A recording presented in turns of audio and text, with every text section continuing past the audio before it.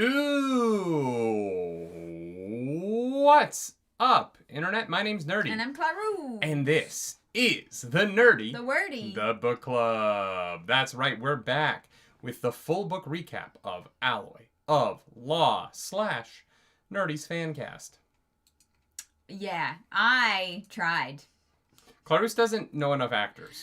I literally sat there for hours, and I was like, no, I hate all of this. So, Nerdy's going to convince me that this is the cast that we should go with. Because I was like, fuck this shit. It is definitely if we had $1 billion and we could basically, like, pay to have whatever cast we wanted cast. Well, I mean, yeah, that's the point of this. We're not finding nobodies and casting them. Like... No, I know. I just... The person I have for Tarson, I was like, literally is a star. There's no way I could get him to do this tiny-ass fucking part, but... Even though you love this part for some reason. I mean, he's the big Kolos boy. I like my big boys. Sure. You should know that about me. I'm a guy who likes his big boys. Here's the thing. If budget's a problem, we'll just bring in Jesse to do it, you know? Honestly, Jesse would be great for it. Yeah. Let's get into the day. Good morning, everyone. Hello, book club. Hello, How book are club. We?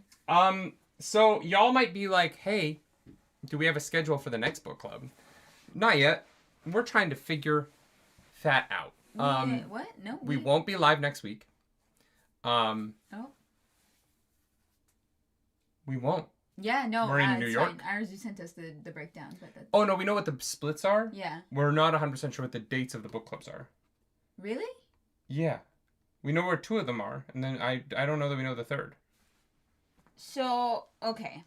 Unless you think that's different. I thought we literally talked about this. So, next week we are gone. We are back on the 31st of January. And that's then, book club. We're doing prologue to chapter 6, I think. Yeah, and then on February 7th, we're doing section number 2. And then on February 21st, we're doing section number 3. And that's the book. That is the plan. Okay, so we are taking 2 weeks off. Not in a row. Right. Yeah, but we are gone next week and Valentine's Day. Yeah. Yeah. And then we're also gone the following week, the 28th. But it's a small book, and so we're debating whether or not to just not have a full book recap for that one. Yeah. But no, we know the dates of book club. We know the dates. Sorry, that I didn't know if the 21st was confirmed. So this is the plan. On the 21st of this month? What's the date on this month? So next week is the 24th. We are gone. Yes, and then on the 31st, we are back for book club. The 31st, we're doing prologue to chapter 6 of Shadows of Self.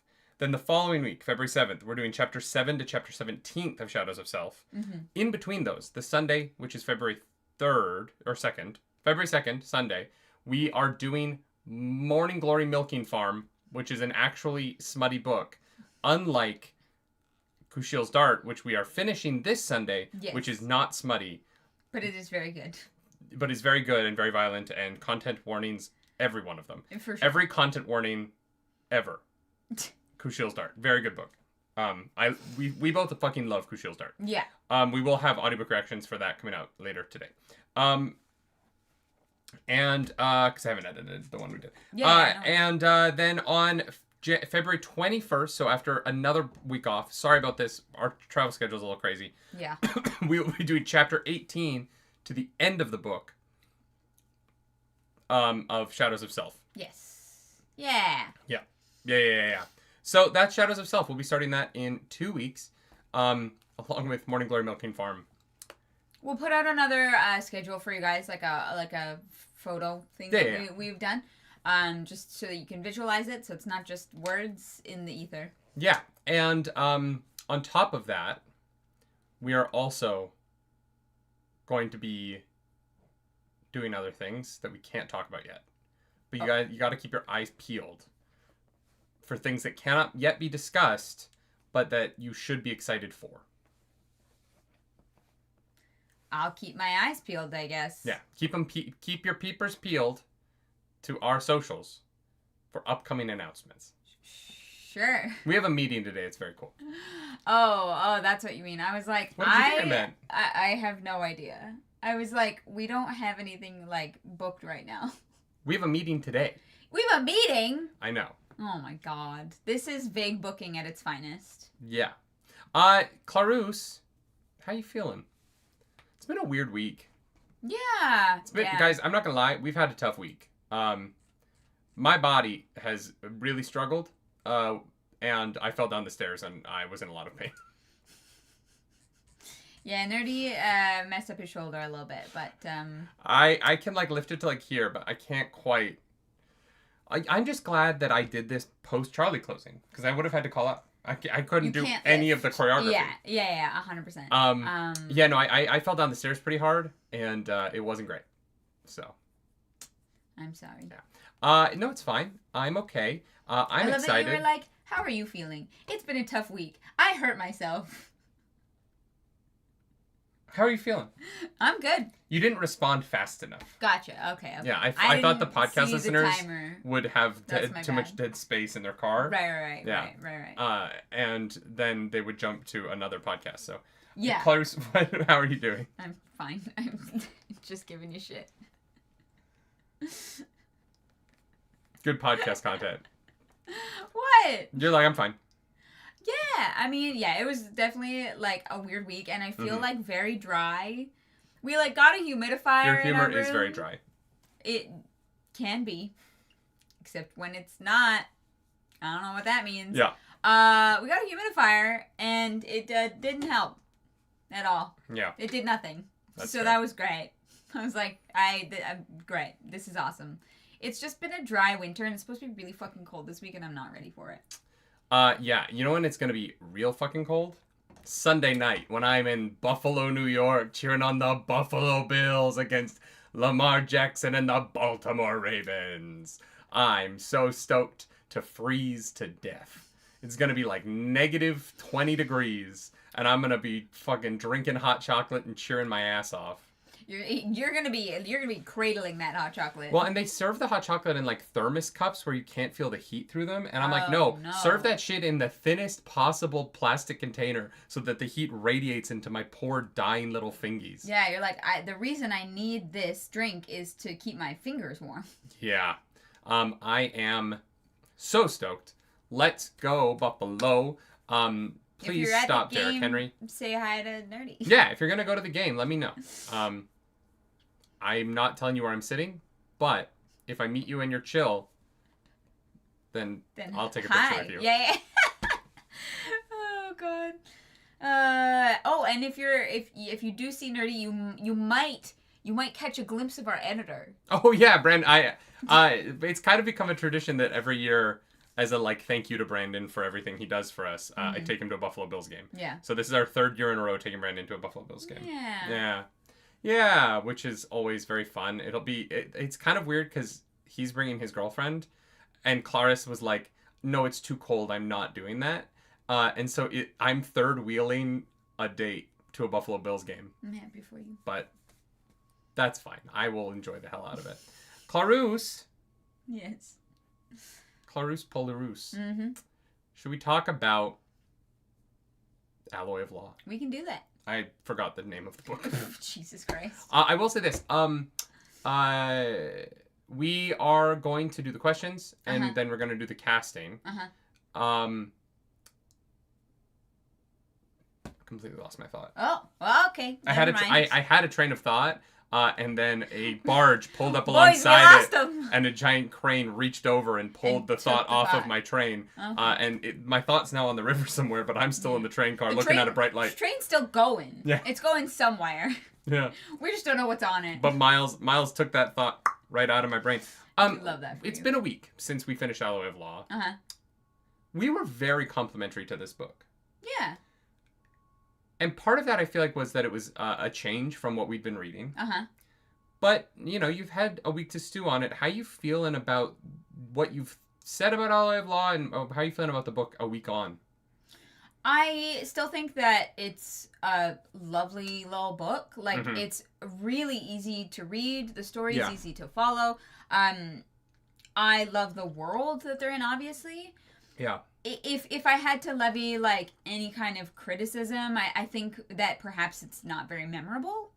Like, I would never be like, yeah, Alloy of Law is my favorite book ever. Mm-hmm. You know?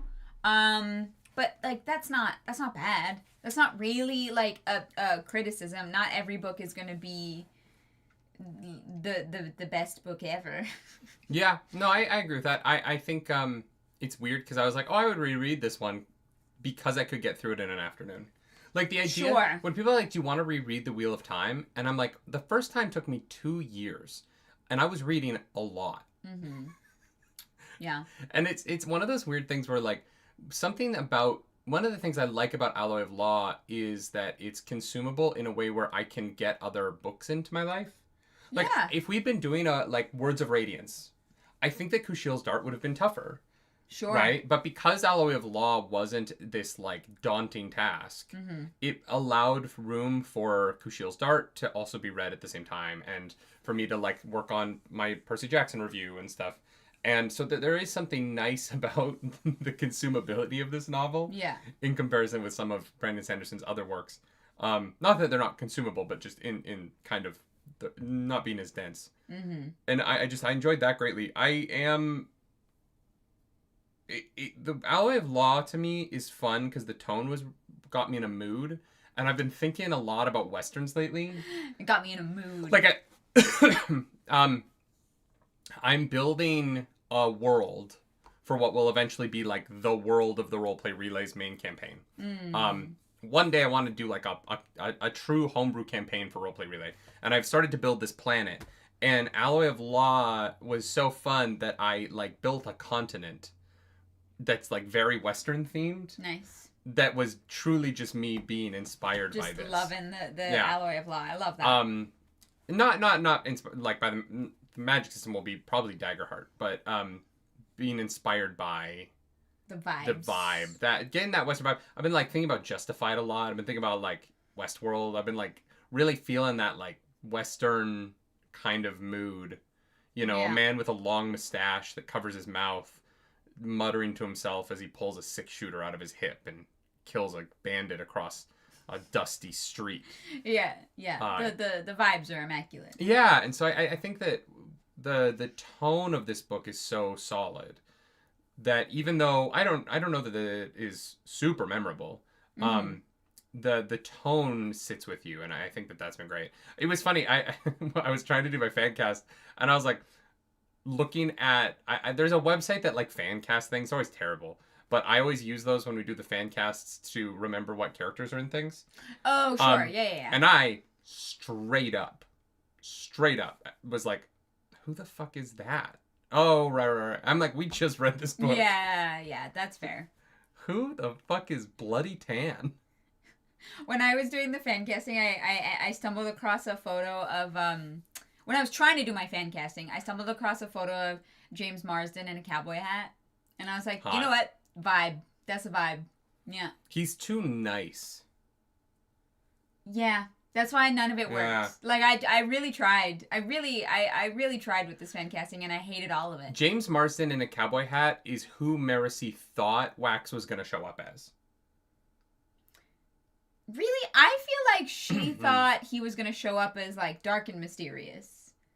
And I wouldn't call James Marsden mysterious. No, but she was like, he's going to be the perfect lawman. I think she was a little surprised by how gruff he was. Yeah, maybe. Yeah. Judah Kennedy, thank you for that super chat. Funnily, I see young Clint Eastwood as Miles. Fair. All right. I really like my pick for Miles. Oh, okay. I'm a big fan of my pick for Miles. James Ross says just use Hugh Jackman. I don't know that I could see Hugh Jackman as a villain. I know that he can be a villain, but he's just always a good guy to me. I think it'd be fun. Gene Hackman's too old now. We'll get to the fan casting later. Let's get to y'all's questions first. Let's start there. And then we'll get on for the day. We're going to start with Austin R. Minio, who said, do you think we will meet any other descendants of Era 1 characters? And if so, who? That's an interesting question. I'm assuming Lestibornis had kids. Right? Yeah. So probably Lestibornis. We already met Breezes. Who else lived? Because Vin and Ellen didn't have kids. Seiza didn't have kids. No. Well, obviously. He had demigod children. I don't know. Maybe Ham? They were born of immaculate conception. Ham had kids, yeah. So maybe Ham, like... Maybe we'll meet, like, a real strong pewter arm, and it's Ham's, like, descendant. Yeah, because Ham definitely had kids, yeah. And Mistborn has definitely had kids. They talk about the Lord Mistborn. Yeah, but we didn't meet the Lord Mistborn's family. They just talked about it, right? But they talk about his bloodline. So. Yeah, no, I think that we'll meet them. Yeah, I could see that. Yeah. Yeah, I'm trying to think who the fuck else. I think Ham is definitely plausible, but kind of it? Yeah, because... Ellen didn't have any siblings. No. Well, kind of. Maybe Zane went around and, like, you know, had, like, 7 different children. You never know. Wait, Steris and Marcy are descended from the Lord Mistborn? Oh, okay, I understand what you're saying. Yeah. Yeah. Kenny Theology says Immaculate Conception refers to the conception of Mary, the mother of Jesus, without sin. The conception of Mary? Who birthed Mary? That's actually a good point. That is how that language reads out. Yeah, but Kenny, we understand. We understand that. I mean, Sazed doesn't have a penis, so there's no sex involved if he had children. That is all I mean by that. Yeah. Jesus is not also just to like de-Christianify. Not the only Immaculate Conception in mythology. Sure. Somebody's gonna be upset that I called religion mythology, but well, that's fine. They hate facts. It's fine. Immaculate Conception means no sex. Right, but Kenny Theology, in this case, Sazed is also a god. So if he were to impregnate a woman with his god power, that would also be, it would be the same thing. Yeah, that would be it would be an Immaculate Conception. Without our idea of sin or whatever bullshit people make up. If Sazed as a god made a woman pregnant with his magic power of being a god, it would be the same thing as Yahweh conceiving a child with Mary with his magic god power. That's the point that we're making. Yeah. He's got god powers. Yeah, I don't know. I think Ham is definitely the best answer to that question. I think so. Because we know that he did have kids in a family. We met the descendant of the fucker from the town that they fought in the 3rd book. The Set? No, not Set. Who was the like lord of the fucking town that kidnapped Vin? We met his descendants. Oh. God damn it. Starts with a Y. Yeoman. Didn't we go to their wedding? The Yeoman Castle. Yeoman, yeah. Yeah. The Castle Yeoman wedding or whatever. Where the proletariat guy was not prostitute. No. Pratylus. Prosanthin. Who died? Wow. The constable? Yeah. Ex-constable? Yeah. Prateliot? Prateliu. My brain's not working. I don't think it's any of those. Rob Ross, Pooh Bear, in the chat says, do you think we've seen any Kandra yet? Or, sorry, it's a question, not in the chat. I think there is a chance that the constable at the end could have been a Kandra. Yeah. The constable at the end would have been a good one. Because he was acting super different than the way that he acted before. Yeah. That's a little bit suspicious. He's the only one I think that makes sense. Yeah. Yeah, there's not really another character that I would think. The thing about having someone be a Kandra in this book is that we don't know anyone well enough that them being switched out would matter yet. Yeah. If someone was replaced like, by a Kandra, it doesn't have any, like, implications yet. So the concept at the end makes sense, but that's the only, like, anyone, like, you know, if Wayne was switched out like, why? If Steris, well, actually, that would be funny. The Steris they get back is a Kandra. Oh, Interesting. Okay. Right? I take that back. If the Steris at the end of this book is a Kandra, that could be really interesting. That would be fucked. It would be so fucked. Because then Wayne marries a Kandra who's, like, working against him for the set. That would, That's dark. That would be wild. Blue, welcome back to the Nerds Radiant. 3 years of only reading half the books. Proud of you. So you read Wheel of Time and then nothing after that? Yeah. Yeah, Blue has never read... Well, no. Wheel of Time is half the books we've covered on this channel. Which is crazy to me. Yeah. Honestly, fucking insane. Because we've read 9 Cosmere books, right? 5 Christopher Paolini's. So that's 14. And then we've read Cradle. And then I guess the 2 Star Wars books, but I don't think that, like, book club people consider those to be real book club. Yeah, it wasn't a live stream. Just Ether Cake on Twitch. Thank you for subscribing to Tier 1. Hello, I would love if you would check out the Space Dandy dub. Specifically, the transfer student is Dandy Baby. I have no idea what the fuck that is. So sorry, I have absolutely no idea what I will look up Space Dandy dub later. Thank you so much. Alec, thank you for that super chat. Did you manage to watch the Moash and Elokar animatic that was posted on the Discord a couple weeks ago? No. No. Totally missed that. Can someone repost that? Yeah, no, sorry. I definitely didn't see that. Don't think I did. Blue, you read Way of Kings and then just stopped. Blue is busy, all right? Blue is a man after my own heart. Oh my god. Yeah, I think those are 2 fun options for Kandra. It's kind of it. Anyone else being a Kandra is just like, then that character's just a which could be interesting later, but like, wouldn't really have mattered in this book very much. Yeah. Yeah. Ron Ross also asks, we saw Hoyd in every Cosmere book so far. What was it like not having him around this last book? That's not true. I guess he wasn't in Emperor's Soul. He wasn't in the 2nd or 3rd Mistborn book. Was he not? No, he's only in the first one. The only time we see Hoyd is when he's in the alley with Kelsier, right?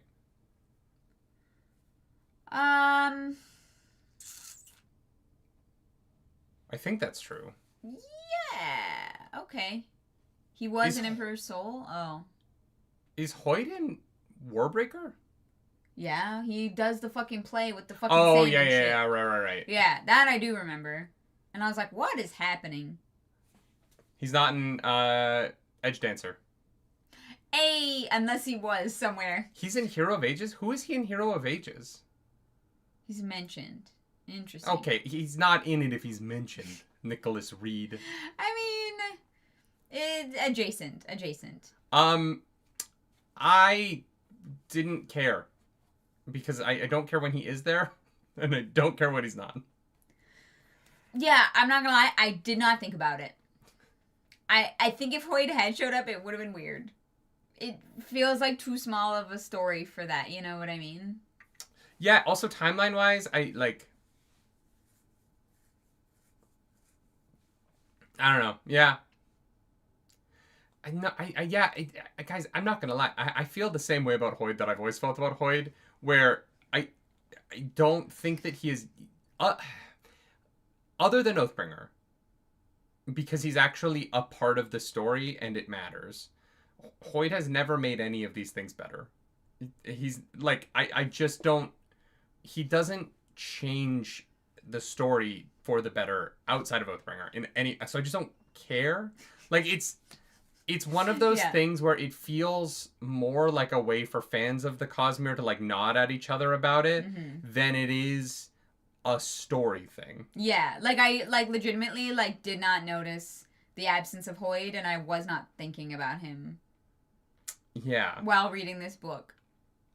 So I don't know. It felt like I was reading a book that wasn't trying to connect to a larger universe, which was nice. Honestly, it was nice. Yeah. Yeah. You don't feel a Hoyd void? I don't. I can't say that I do. I think that Hoyd's great in Oathbringer because it matters. Yeah. And I think that's that's the best time that we've seen him. What I find so frustrating with Hoyd as a multiversal character is that so often if you take his stuff out of the books, it doesn't change them. Like, he doesn't do anything. But he gave Kaladin a flute. Yeah. Again? I'm sure that will come back at some point. The flute is so inconsequential that Kaladin just forgets about it. Yeah. And Hoyt is like, wait, where's my flute? And he's like, I don't know. I don't play the fucking flute. You gave me an instrument I don't play.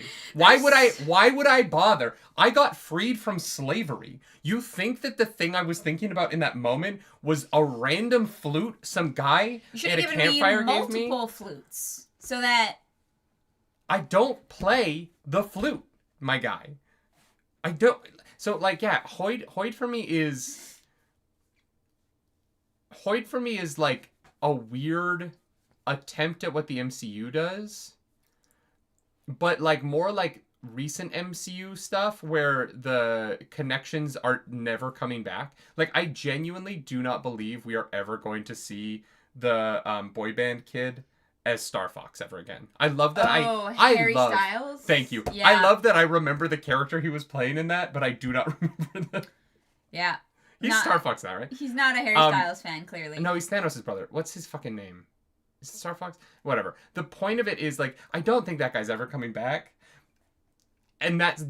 Hoyt feels more like that than he does Nick Fury at the end of the first 4 movies going, we're putting together a team. Yeah. Honestly. We got a... Can you scroll, please? Yeah. Thank you. Kenny, welcome back to the Nerds Radiant. Voice actor for Wit in the graphic audio is the only thing that won me over to the character. Okay. Yeah. That's some damn good voice acting. I love that. Yeah. I love when that like really brings a character to life. I think that's the marker of like true talent in terms of like a performance. Rob Ross, third question is, my combat robot, god damn it, uses steel, aluminum... Wait, I just want to... Umang says his name is Eros, but it's also Star Fox. I am correct. Oh, well. I just want to make sure people know I'm right. It is Star Fox. I can remember Star Fox from an obscure comic from the 90s that I read. Cannot remember Harry Styles. That is me in a nutshell as a human being. I am 0% surprised at all. Rob Ross says, my combat robot uses steel, aluminum, titanium, lithium, copper, bronze, silver, tin, brass, and gold. In descending order of quantities. Should I worry about an Allomancer eating it? It depends how large it is and how easy it is to come apart. Like, I feel like it's, of a size that swallowing it would be very difficult. Well, but unless you broke it down. But we have to get into this, right? Allomancers, no. Because I'm willing to bet that almost none of the robot metal is, like, pure at this point because of paint and shit. And so I'm willing to bet... Have you used lead paint? That... Well, but here's the thing. Depending on the era, a Mistborn could eat it, right? But there's probably some, like, welding, some soldering. Those metals have been mixed. If a Era 2 Allomancer were to eat it, they would only be able to consume one of those metals. Yeah. And so I feel like trying to deduce which of the metals on your robot is the one metal they can safely consume doesn't make a lot of sense. I feel like gold is gold. Like, you could see that and be like, I don't know. Maybe if you are that familiar with metals, you get really good at visually being able to tell them apart. Because I feel like if you showed me all those metals, I could pick out gold. I could pick out copper. No. What? They're different colors. I don't think that you could be like, that's pure gold and that's safe to eat from a look. No, I'm not saying that. No, but I am saying that I could be able to like look at a metal and be like, that looks like it's gold. Not pure gold. I don't know what quantity of gold. I don't know what fucking carats of gold. Well, here's the problem. Most of our gold isn't pure gold. Sure, yeah. Like, getting pure gold to... Because, like, a lot of our jewelry isn't pure gold. Because it's... Too soft. Too soft, right? And so Most of it is plastic. Then I'm not swallowing that. Right? Like, modern metals would be tough. I'm also surprised they haven't run out of gold, to be honest, but... Really? Why? Well, my understanding is that there isn't, like, actually that much gold on the planet. On Earth? Wait, you mean you're surprised we haven't run out of gold, or No, they haven't. We don't eat it and burn it away so that it doesn't exist anymore. Sure. Like, we recycle gold, but they're not recycling it, right? So, I don't know. CZ's probably up there just making sure that there are enough gold mines to keep the Allomancers going. I guess. To keep the worst Allomancies, too. He's just, like, bopping that down like a mine, be like, bloop. All right, they're getting low. We're gonna bloop one over here. And Bryce says, if the aluminum is pure and they're a Mistborn, would burning the aluminum stop them from being poisoned? No, because it just stops the allomantic properties of the metal. So they would still get sick. I also don't know if... I don't know how often gold is used for jewelry in this world.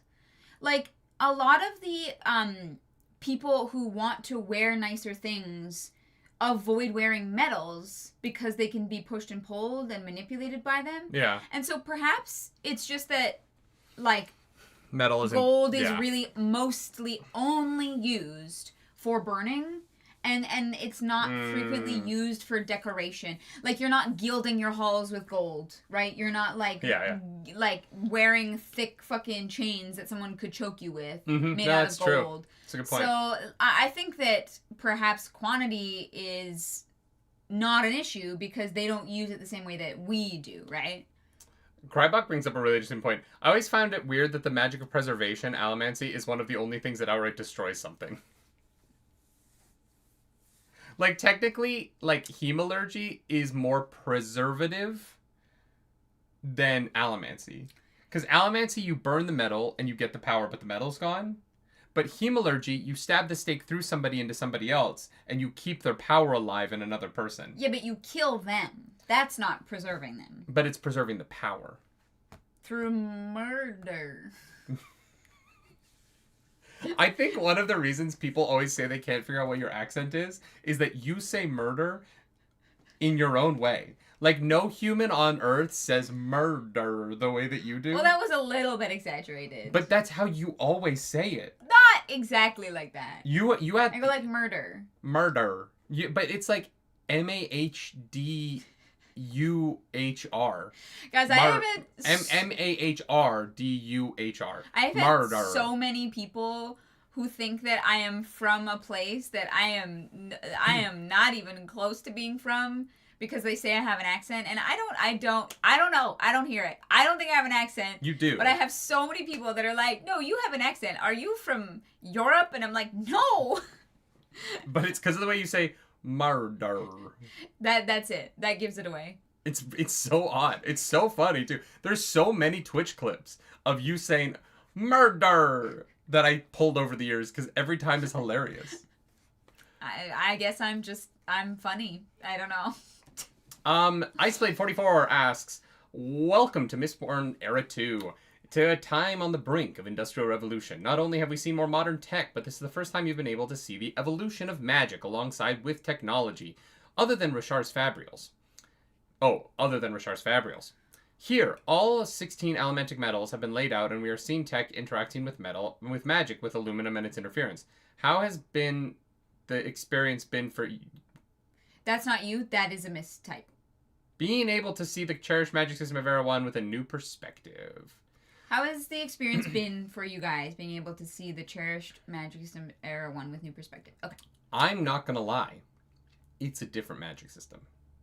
This might be controversial, but by removing Mistborn and adding in Twinborn, it completely changes it. Yeah, I mean, like, fundamentally it's still the same. It feels more like a religion that has, like, a different branch of religion now. That believes different things. But also, like, not really. Like, all coin shots and lurchers can fly now. Well, they could before. No. They had the ability. Mistborn Era 1, it was specifically Mistborn. And it was too dangerous for coin shots and lurchers to do without the other power. And now that is gone. And part of the reason why it's gone for Wax is because he can change his weight. And so I was like, oh, Wax is one of the few coin shots that can fly. Or, Mistborn fly.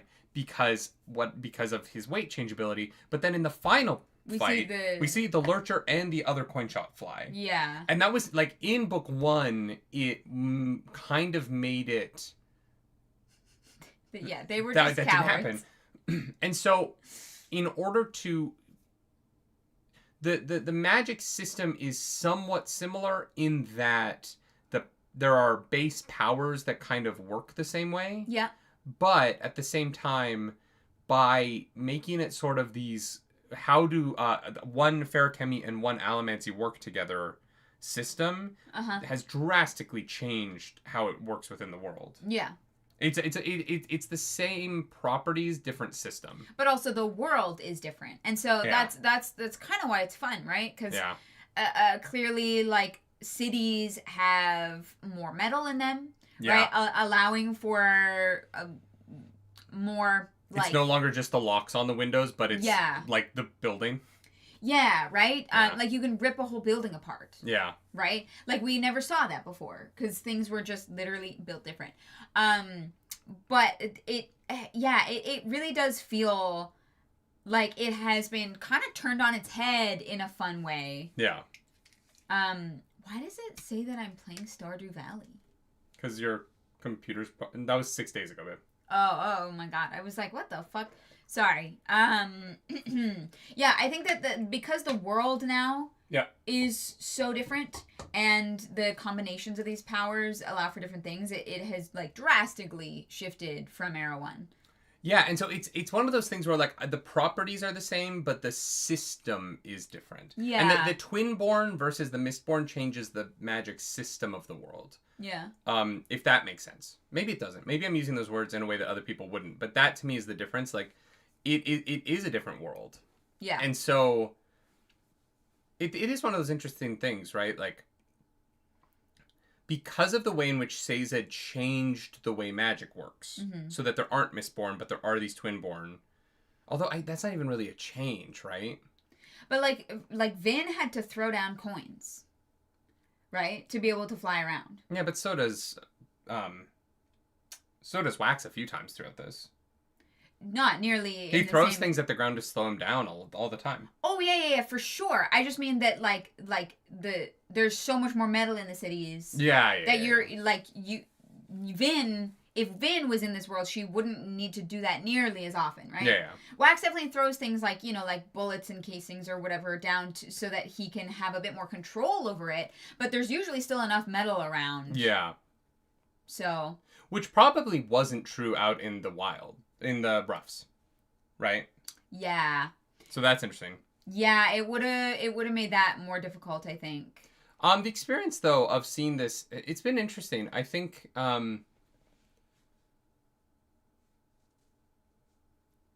what's fascinating to me about it is and this happens with all magic systems as technology modernizes, is that they kind of become less valuable as society learns how to do things without them, or how to ways to impede foil them. Yeah, literally tin foil. The emotional allomancy in a world where you can just wear a hat that has a little bit of aluminum in it. Yeah. Like, I have aluminum, like, in gloves. You know what I mean? Like, what? Like, once this society gets better at weaving metals into fabric, you can just wear like silver Lululemon shirts. Yeah. Yeah. Or like the metal in gloves that allows them to touch screens. Oh, I didn't know that was metal. Yeah, it's conductive, right? Oh. It's about conducting the electrical charge of your body into it. Yeah. Is my understanding. And so there's like metal, there's copper in it. So like if you can figure out how to weave aluminum into the fabrics, emotional allomancy will essentially become meaningless. I mean, yeah. Right? Like, if you don't want to be emotionally manipulated, you put on a beanie. Yeah.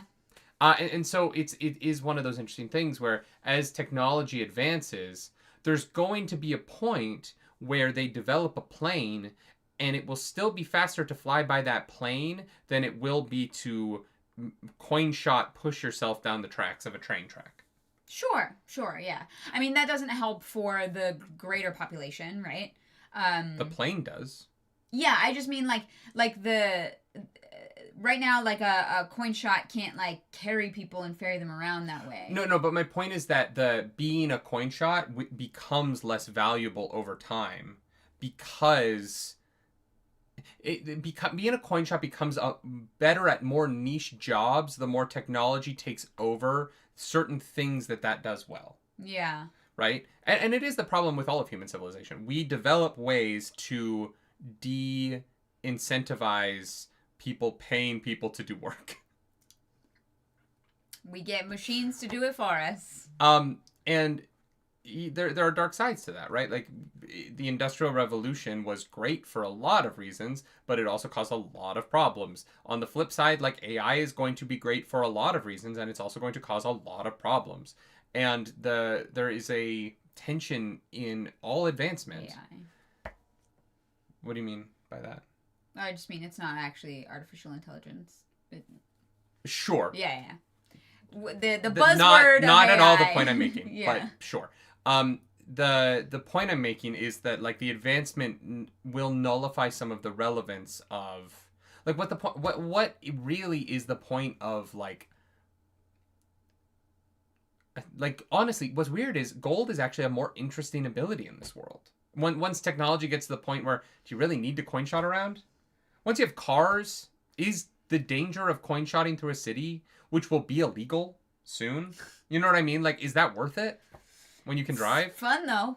Yeah. It's fun. Unless you make the slightest mistake, and then you're dead. I just think that in a world that is only getting more and more metal put into its infrastructure, the chances of that happening are, like, less and less, as opposed to greater. More metal does not solve for you just making a mistake. Right? And in a world where they're going to put up telephone wires and power lines and tram lines, wires in the air that are small and you might not be able to see as fast as you're flying through the air, the chances of you clipping yourself on something and then you just fall dead in the street in front of a bunch of people in a world, in a major city like that, is imagine high. You just zapped on a telephone line. Yeah, I can, right? Yeah. And so, like, as they build that kind of infrastructure, being a coin shot trying to fly through the air is A, going to be illegal. There's no way they're going to allow it. And B, what's the value of it diminishes over time as it gets more dangerous. Maybe they'll have coin shot highways, you know? Like, there'll be, like, a second level to a city. There's not enough of them. If there was, I would agree with you. If Alamanta becomes more and more common, then I could see it going that direction. But if it becomes less and less common or stays the same, no, then I don't see that happening. Austin Arminio, thank you for that super chat. Thank you. Have you guys watched Legend of Korra? I remember you saying you haven't, as a similar take on advancing magic in a modern world. Yeah, we have not. No. We want to. Yeah, it's been on the list for a while because we really like Last Airbender, so... Underscore, thank you for that super chat. Shadow and Bone on Netflix discussed how the magic system was less valuable with advancement in warfare over time, which I thought was interesting. Yeah, like, we're always going to create better weapons than magic. Right? Like, it is kind of the Harry Potter problem of guns are better than anything they do in Harry Potter. Guns are better at killing people than any spell that is cast in the entirety of Harry Potter. It's why, like, magic fantasy books generally take place in... pre-gun. In a medieval type setting. Or like Vox Machina, the critical role. Like, Percy has a gun, but loading it and firing it, the black powder, like, it jams or blows up in his face and hurts him, like, 1/10 of the time. Yeah. Like, early guns. Like, if you think about the word Avada Kedavra and how many bullets an AK-47 can shoot in the time it takes for you to say that word, do you know what I mean? Like, there is a point where bullets are better. Yeah.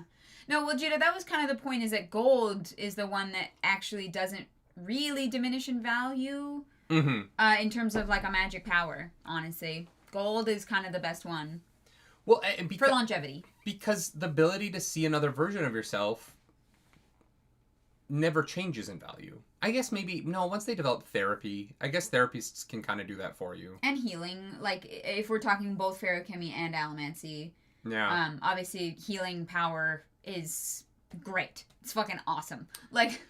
Yeah, but here's the thing, like, speed bubbles are useful because of Wayne's line of work. Right? Like, speed bubbles aren't actually that useful. Yeah, like in my day-to-day life, speed bubbles are very useful if you're like a criminal trying to get away with something. Or yeah, maybe if you are a law enforcer. Yeah. But as like a everyday human being, putting myself in a speed bubble, I don't really see how that would help me in my daily life. Yeah. Because it doesn't, like, you still experience the same amount of time. So it's not like you're, like, less tired or anything. Yeah. You just get to fast forward a little bit. Save time, change. Guys, how much time do you spend changing your clothes? Is that what they mean by changing? I don't know. Wash the dishes in a... You're going to spend hundreds of dollars so that you can wash the dishes faster? Just hire a maid at that point. You know what I mean? Y'all, that's not that that's not that helpful.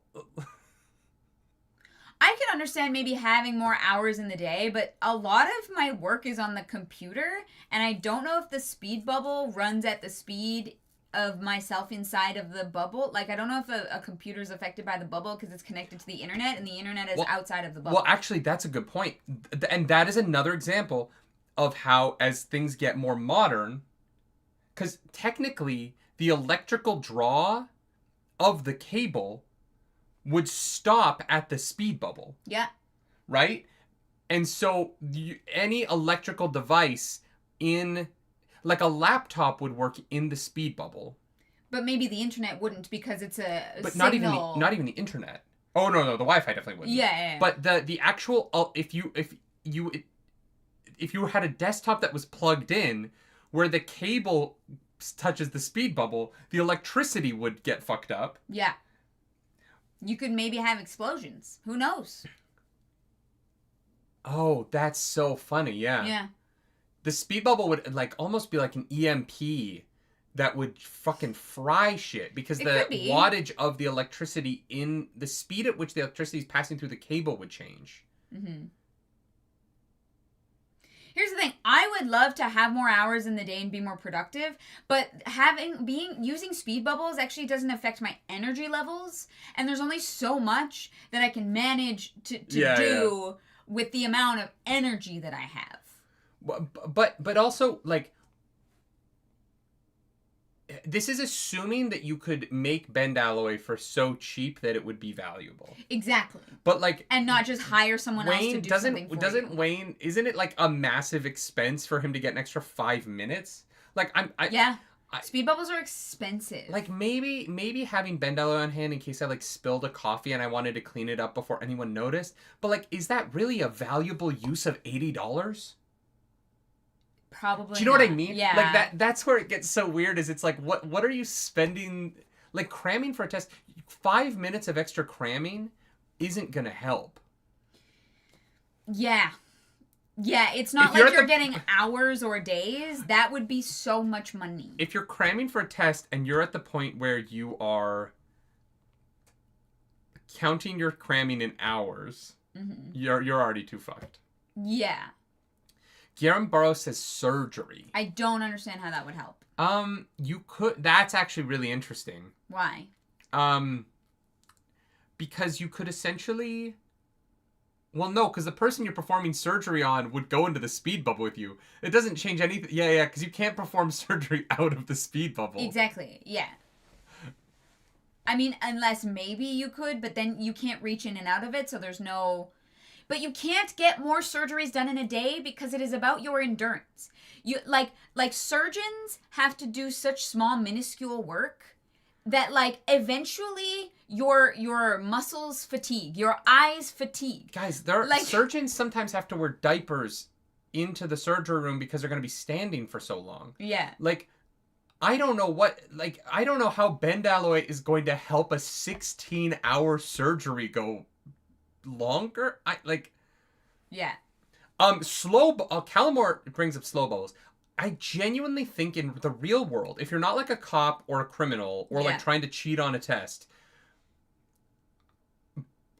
slow bubbles are actually probably more valuable in a real world sense. Because you could bubble around someone and slow them down from dying. Like, people are trying to bring it up, right? You put them in an ambulance. You make the back trunk of the ambulance slow. Yeah. The ambulance moves fast. Yeah. And so, honestly, there's weird ways where slow bubbles might actually be more beneficial. For the healthcare system, for like emergency services, I could absolutely see that. Yeah, because you could also slow bubbles also can become bigger. So if a house is on fire and you can contain a fire, oh my god, you could hold the fire off until the EMTs get there. You'd have to be in there with the fire, which is a little. Well, it depends how big the bubble is. You would have to be close enough, but you might not have to be in it, right? Like as long as you're close enough. PT says bubbles can't move like that. What do you mean a bubble can't move like that? It's based on you. Yeah, if you're in a bubble and the bubble is on a moving vehicle, the bubble doesn't stay in place. Yeah, the bubble would be in the ambulance. Okay, but the bubble is moving, right? Like the planet spins, the bubble moves. So therefore, the bubble would, in the same way that you can, when you're in a plane, it doesn't feel like you are moving within the plane, even though you're going hundreds of miles an hour. The slow bubble would move with you. It's around you. Guillermo Barros, thanks for that super chat. I think that in a critical situation, the doctor could step back and think over that split-second decision with ease. Yeah, maybe. Judah kind of thank you for that super chat. Yeah. Slowness bubbles would be very, very helpful for EMTs. We talked about this. Surgeons wait, transplants, normal risk of faster. Thank you, Judah. Yeah. No, I think that actually is kind of the most beneficial to society power that would be useful further down the timeline, if that makes sense. Yeah, I guess being able to step back and pop into a bubble and think about what you're going to do next in a critical emergency situation, maybe. Maybe, for surgery. In that case, you would need a place where you wouldn't fuck up any of the technology of the surgical operating room. Yeah. I don't know how a speed bubble would interact with an MRI machine. Yeah. And I don't know who wants to be that guinea pig. And Bryce says, because if part of the bubble goes out of the vehicle, then that would mean that they couldn't move it with the vehicle, surely based on that logic. No, because here's the thing. The bubble doesn't come from the edges of the bubble. It comes from the person in the bubble. So the movement of the bubble would be relative to the location of the person creating the bubble. So as long as the relativity of force acting upon the person creating the bubble was consistent within the ambulance, having a piece of the slow bubble just outside of the ambulance wouldn't change. Maybe the bubbles, maybe the ambulance would already have to be moving. I don't think it would have to be moving, but you would have to be in the...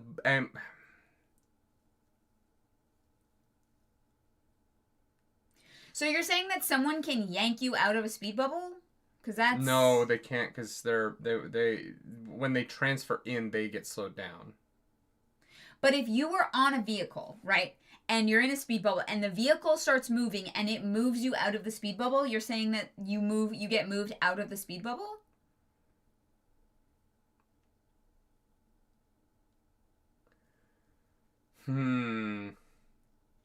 Yeah, because they do move within it, so it's not centered on them. Yeah. So yeah, if the ambulance is already moving, then I think the bubble would move. But if you would have to get into the ambulance, get to speed, then slow bubble. and then the bubble would move with the ambulance at the speed that you slow bubbled. So if you hit the brake on the ambulance, I think the bubble would keep moving at the speed. So actually, it might not work, because I think that what would happen is that the bubble would move at the speed that it is created at. Here's the thing, though. If that were the case, if that were the case, I think that, like, society would evolve. Instead of having a bunch of gigantic hospitals, there would be smaller, like, emergency stations that could then get to an accident and treat there, as opposed, like almost like mobile. Like an ambulance? Yeah. But that has you more mean that they would have... No, ambulances have a lot of shit on them. Yeah. I don't mean, like, obviously, like, big machines, but you're basically relying more on traveling to an injury as opposed to grabbing an injured person and taking them somewhere else. Yeah. Usually ambulances don't, like, hang around. They usually take them and take them to the hospital. Oh, no, I know. There's just a bunch of... like, they just have a bunch of stuff on them for a wide variety of... It's just funny. It sounded like you described an ambulance for a second. I was like, it's just funny. Well, that's what it would be. But it would be a different, like... it would be, instead of a couple of huge hospitals that society would have, you would have several small stations around that are easily... That it's easier to actually get to an injury with the right supplies. Yeah. As opposed to trying to bring them back to a hub to take care of them. If it was an emergency, obviously. Yeah. Mm-hmm. Yeah, cool. That's fun. But no, being able to slow down everything around you only would be beneficial, honestly, if it was cheaper. The cost expense for seconds of extra time to me is not actually valuable. Yeah. But yeah, if your first responder was like a slow down bubble guy, like he's the one that gets there and he is able to let other people arrive. No, you know what you do? You send the slow down guy as fast as possible. And then the mobile hospital unit comes second. Yep. So okay, yeah. So basically, I understand. What you need is a coin shot Allomancer mixed with a bubble. Or you just have pairs. You know how, like, policemen have, like, their partners? Well, but a coin shot can't carry a person. Right? So it would have to, like, if you could have a Twinborn who's a coin shot and a speed bubbler. Or no, wait. The speed bubble is Allomancy, not Ferrochemy. That's dumb. I'm getting that wrong. Yeah, I don't think there's a way. Oh my god, Vin with speed bubbles? What a menace. Nightmare. What a menace. Yeah. Interesting. Yeah. All right, let's move on to the next question. Also Iceblade. Another evolution we have seen in the mythology of Era 2. Under the Lord Ruler, religion and myth was persecuted and controlled. Now, 300 years later, the story of Mistborn has filled that void and became the mythology of the world. And honestly, it is one of the sweetest things to experience. How have you been enjoying it, compared to the other series' more standard culture dumps to bring you into the world? I love that it's been used as a device to kind of touch on Era 1 characters. Without exposition-y being like, and this is what happened. It's more like little hints and stuff along the way about about maybe what happened afterwards, how they've got to this point. I really enjoy that it felt not necessary to the story, but it was fun for the audience who had read Era 1. I mean, necessary to the story. I disagree with that. It is necessary to the story in that the earring and the Sazed moments in the end of the book are very important to the plot. Yeah, I guess, but... Like Wax's religion is a big part of what happens in this book. Yeah, okay, that's fair. Like, his prayer and his idea that he has to wear this earring to this event because it's a big event leads to him being able to talk to God. Yeah, I just meant, like, the, like, plethora of religions that have popped up. The fact that those all exist isn't... Well, and what's so funny about them is that they're all wrong. Like, objectively incorrect. It's also the funny thing about Mistborn Era 1 is that Sazed collected all of these religions that are all just patently incorrect. And he knows that because he becomes God. Like, and then he's like, hey, you have to, is it the Pathians who they have to read the 300 religions that Sazed knows aren't real because he is the god. Well, like, he is the religion of this world. What makes it real, though? Like, he is God. He studied religions that literally worship, like, farming. Sure. Which is not wrong.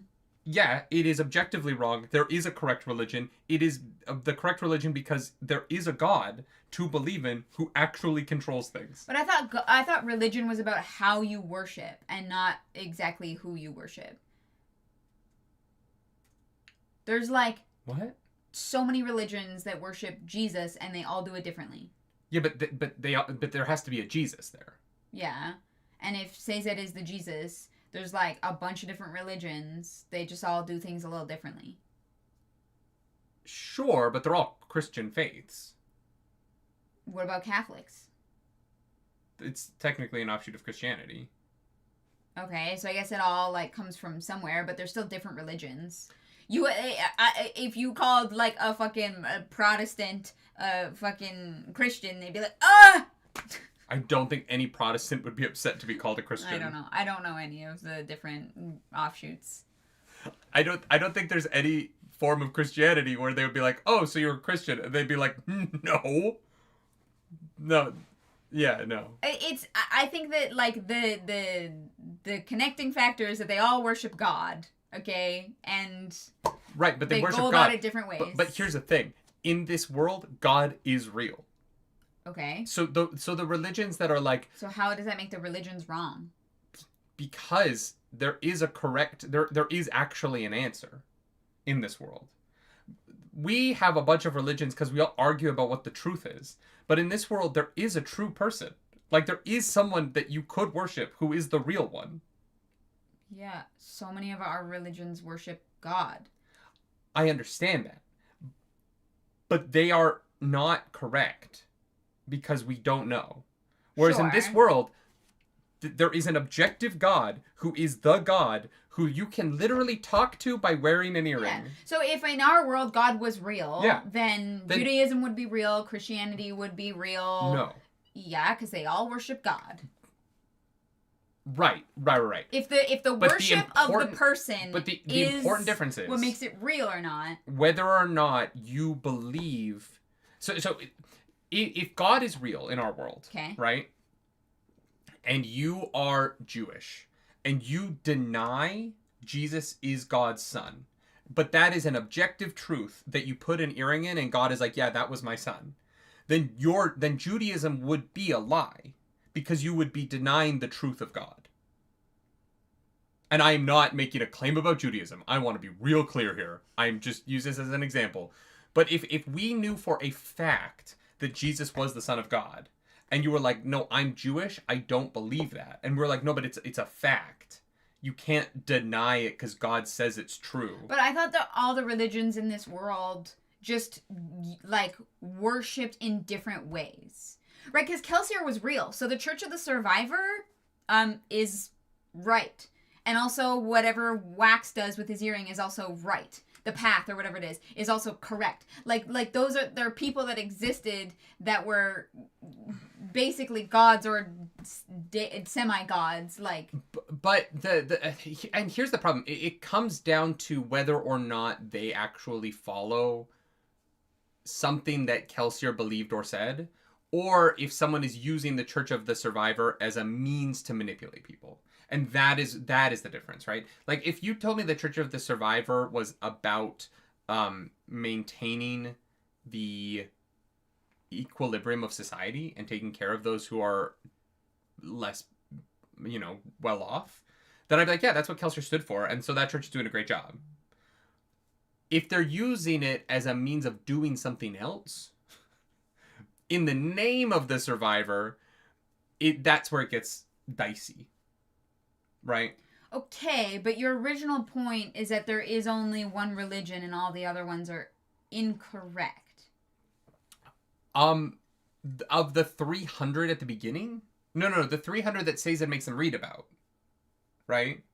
Yeah, and all of those religions, there were people who, like, worshipped preservation. They just had a different name for him, and we know that preservation was real. Some of them, yes. So they can't be just objectively wrong. Sure. But some of them, even in the books, Caesar was like, this is so stupid. None of this is true.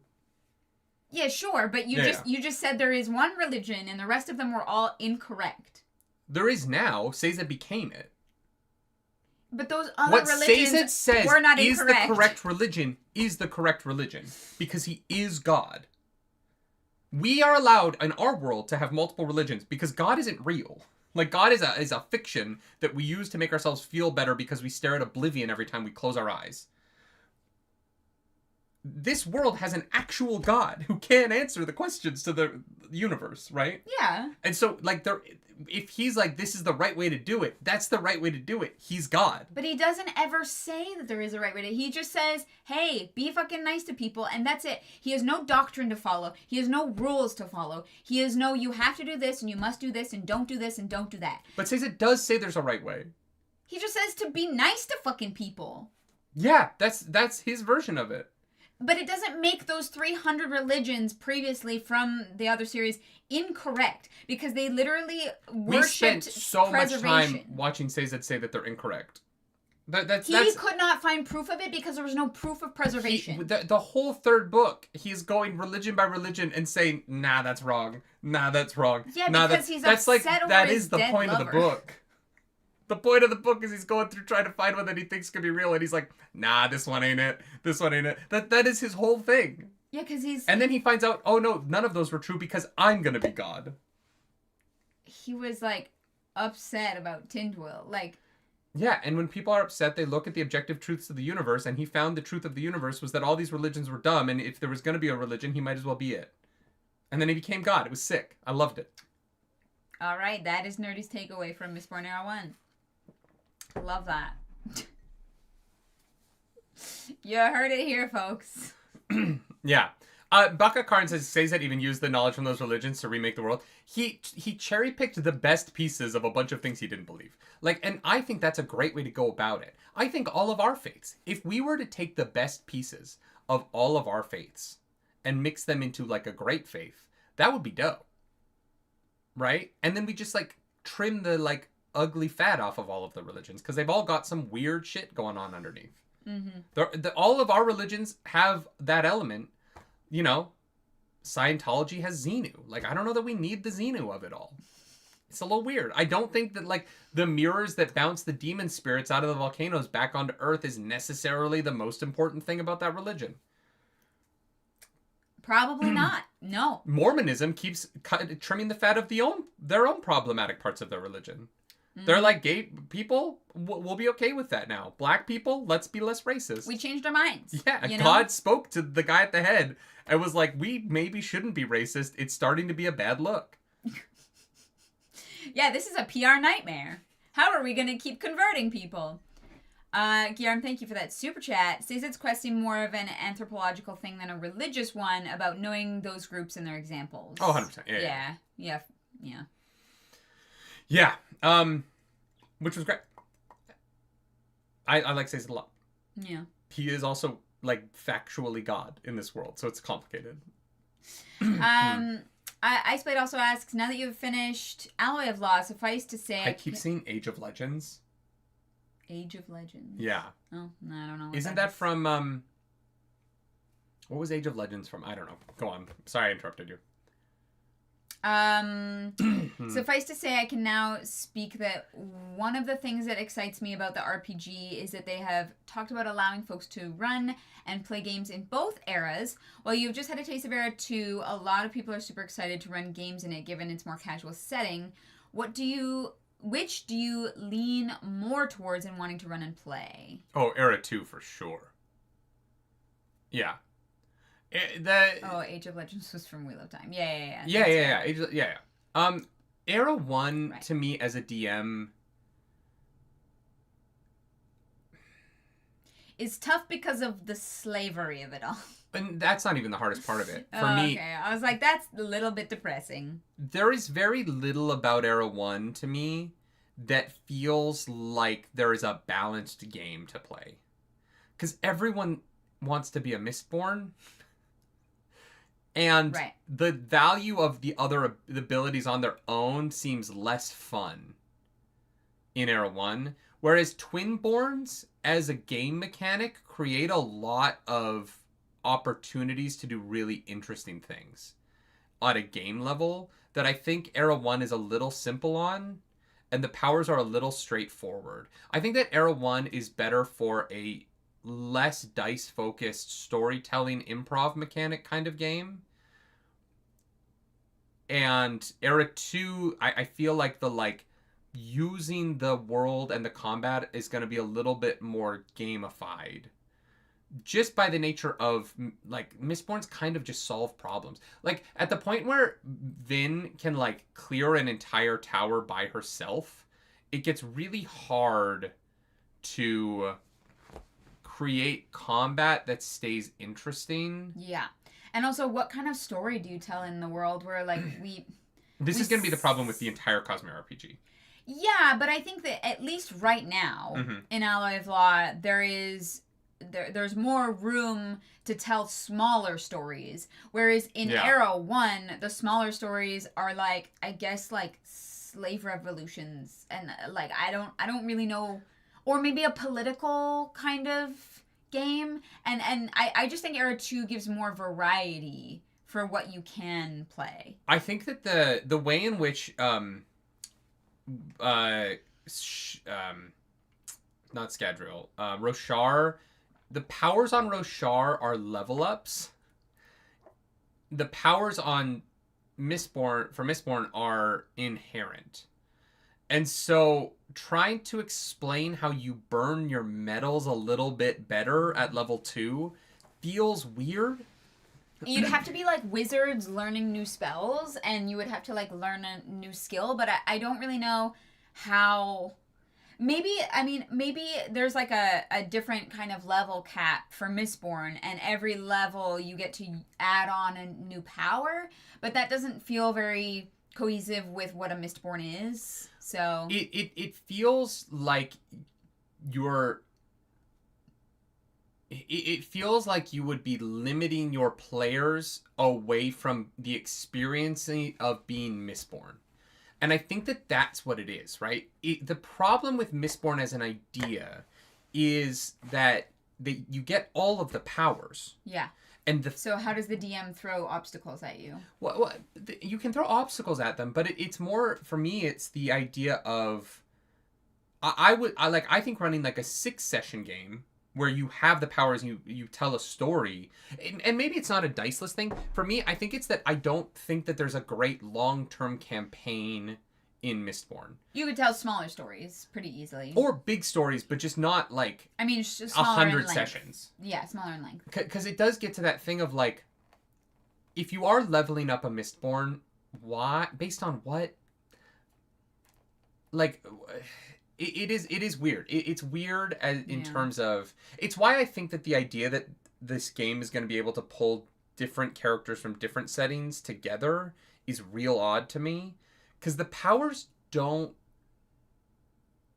It's sort of like when superheroes from different team comic books get into the same book, and you're but these characters don't interact. It's sort of like how they realized that Superman's weakness, it kind of happened by accident in the comics, but Superman's weakness became magic.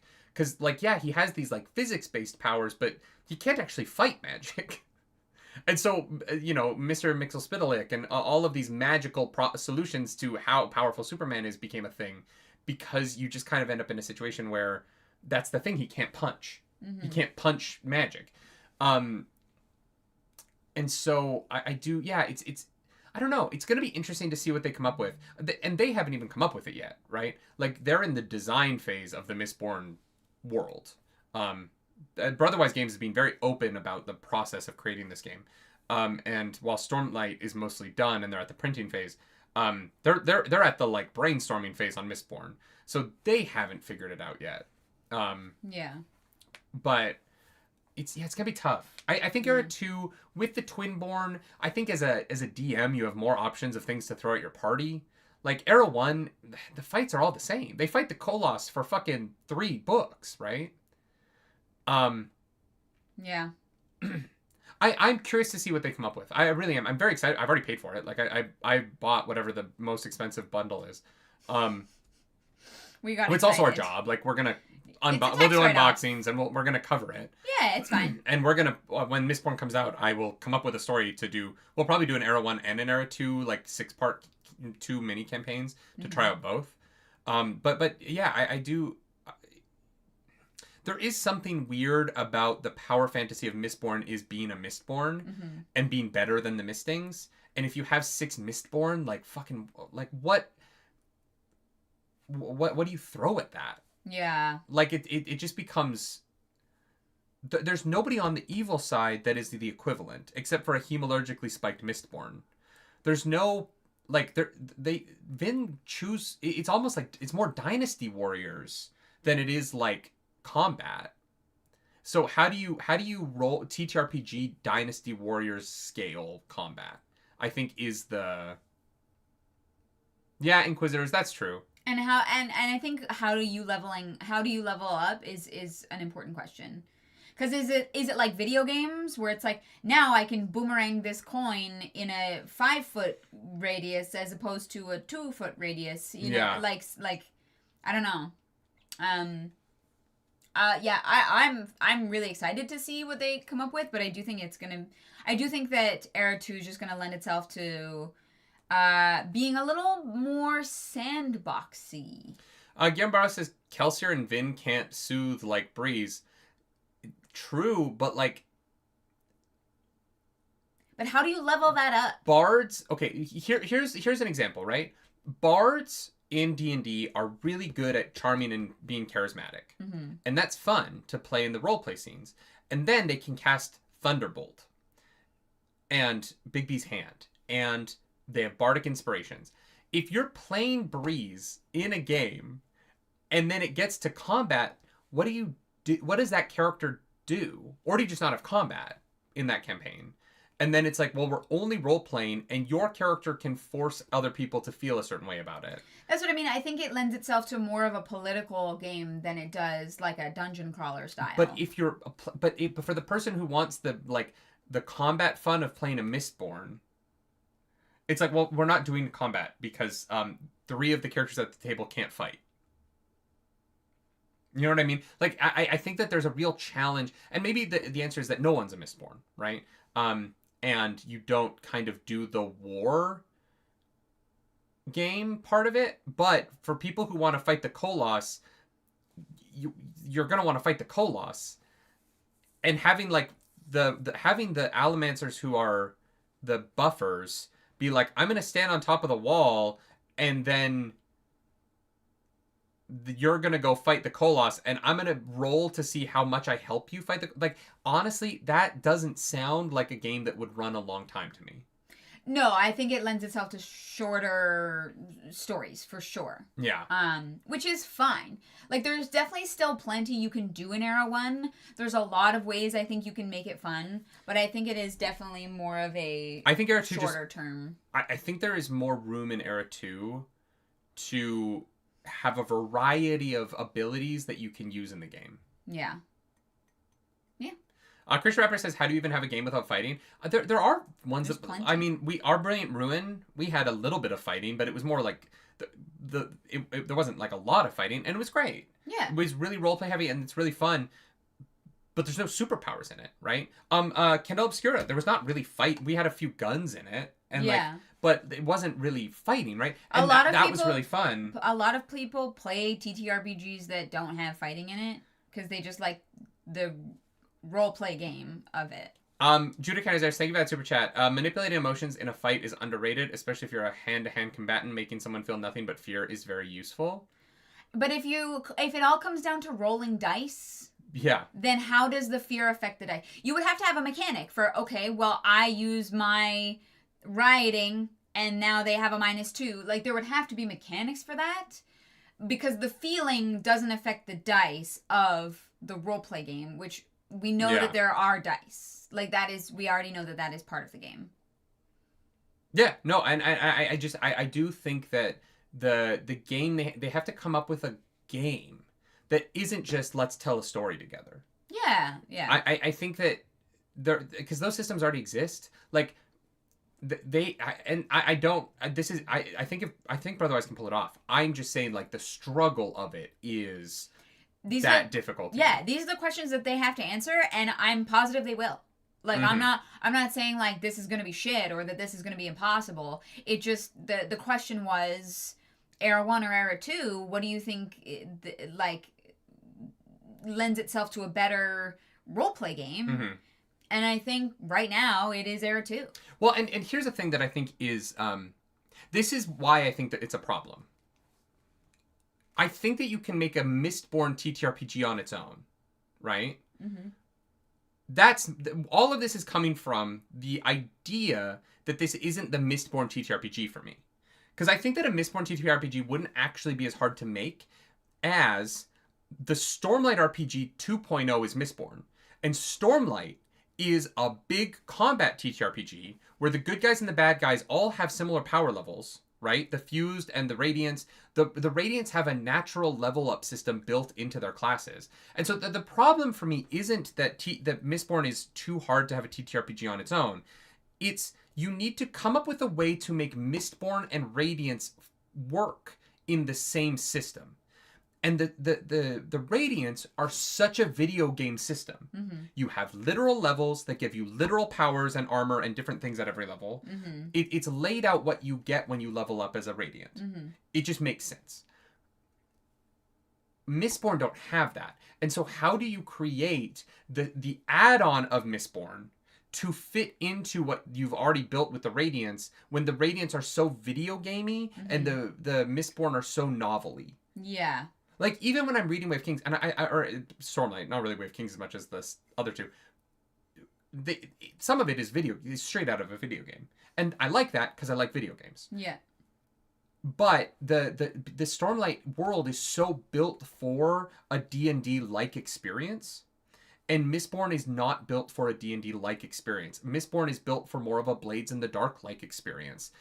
And the weird thing is going to be, how do you take the world of Mistborn and smooth it over the very video gamey world that you will have already put out with Stormlight? Yeah. And it's going to be really interesting to see what they do. I think that it is going to be tough, but I think it's going to be really cool. Yeah, they wouldn't have announced it if they didn't have, like, you know, an idea, a plan. Yeah. If they didn't think they could pull it off.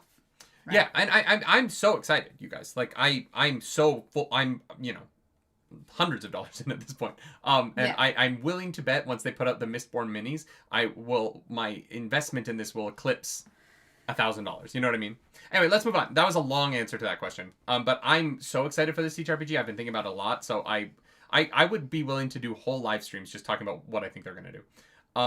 I'm so stoked. Early Ann says, this is a thought that's been running through my head since the epilogue. Does Marsh have to eat food? If so, how does he get the food? Grow it himself, steal it, or does he wear a mask to hide his iron eyes so the merchant doesn't die of fright? No, he doesn't have to eat food. I don't think he has to eat. Because he can... Well, actually, no, he would have to eat. Because he has no ferrochemy, right? He only has allomancy. Yeah. So he can't subsist off gold. So I think that he has to eat. Getting food when you have superpowers isn't that hard. I guess. I didn't think he had to eat because he just kind of, like, is invincible. Like, his body just... I don't think guys, you guys are saying he has ferrochemy. I don't think he has any ferrochemy, right? Does Marsh count as undead now? No, he never died. He can heal. So wait, I think I'm remembering the hemalurgy wrong. I thought hemalurgy could only give you allomancy. Because there weren't enough Terrace... Because where would he have gotten the ferrochemy from, right? Like, there weren't any Terrace left. They got it from the keepers they killed in book 3. Okay, so he does have ferrochemy. Oh, okay. I couldn't remember if hemalurgy could give you ferrochemy, if it was only allomancy that it could give you. Yeah. So then, yeah, he probably can live off gold or food. Yeah, probably. I mean, I honestly, like, in a weird way, I feel like I think of Marsh as similar to, like, the Lord Ruler, where he's just kind of like an immortal who's never going to be able to die. Yeah, probably. Yeah. But I'm assuming he also eats. Maybe for pleasure. Well, I don't know. Or just to not have to burn metal, right? Maybe. Yeah, maybe. No, yeah, Here's the thing. The fact that there are, like, rumors about Marsh being deaf and such means that, like, there are people that have seen him. Yeah. And carried these rumors around. So, yeah, he's probably interacted with a handful of people throughout his hundreds of years. Yeah. No, that's fair. Shim Slady asks, given how much you enjoyed the story of a lawman in the city basically coming out of retirement and locking the fuck in, plus plenty of funny moments, would you be interested in reading similar books? Like, and this is a completely random example, the Discworld City Watch series. Yeah, I have a feeling we'll do Discworld eventually. I think probably, like, after Wind and Truth. The problem is now that there's so many things that we want to read. Yeah, like, we didn't read the broadsheets. I meant to for today. I can go get the book. They're long, though. I don't want to read them on. We'll talk about the broadsheets in Shadow of Self.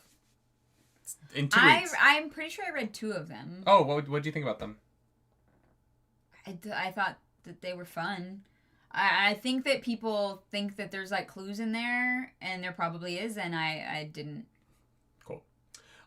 Didn't catch them. Yeah. Yeah, I like Discworld is one of those things that's on the list, but it would be after Cosmere. Because we can't, I'm really enjoying Kushiel's. Yeah. Like, I love that book, so I will probably keep going with at least the first trilogy of the Kushiel series. I have said that we will read Cradle, and we will. I don't know that we'll do full book clubs on it, but there'll probably be more baby book clubs, That'll probably be on the other channel. I'm going to reread the first one and give it a shot again and be less... I don't know. We'll see. Maybe we'll do some reading while we're, like, in Japan on our vacation. Like, go sit in the garden and read books. Like, that sounds fucking delightful. There's a Starbucks I want to take you to. And I'm not, like, pro Starbucks. But I want to take you... There's a Starbucks in Harajuku that has a patio that overlooks Harajuku Street. Oh, yeah, right. It's where the patio might not be Starbucks's. I only remember it because it's where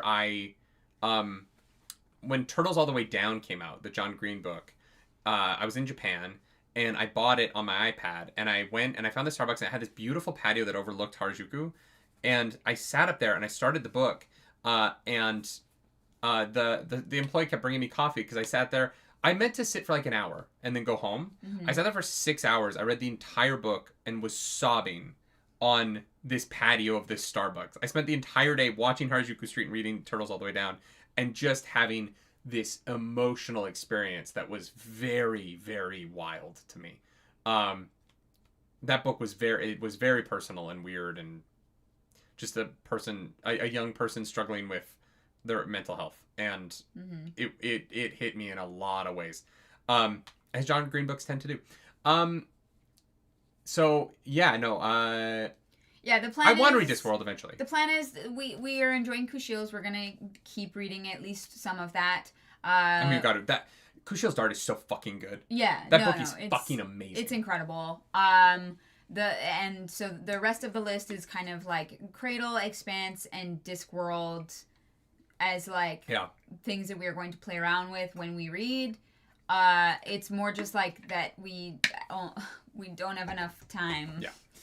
Honestly, I want to do all of Percy Jackson over the next few months. That's my like goal right now. So yeah. So does ACAB, All Cops Are Bastards, apply?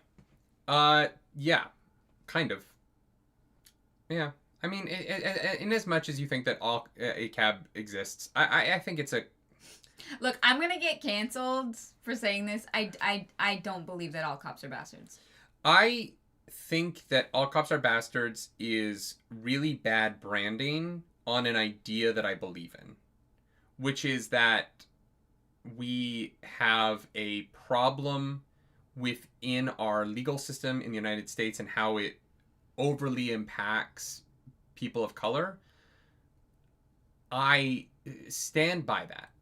I think the problem with ACAB as an idea is that the branding of it has led to people not interacting with the larger idea because, and this keeps happening to the left, and it's something that really bothers me about leftist politics, is that because we want to be pithy, we create these verbal idioms, that these keywords and catchphrases that are off-putting to people in the middle and pushes them to vote against their own self-interests and lean towards the right. Yeah. Because the language that we use is dumb.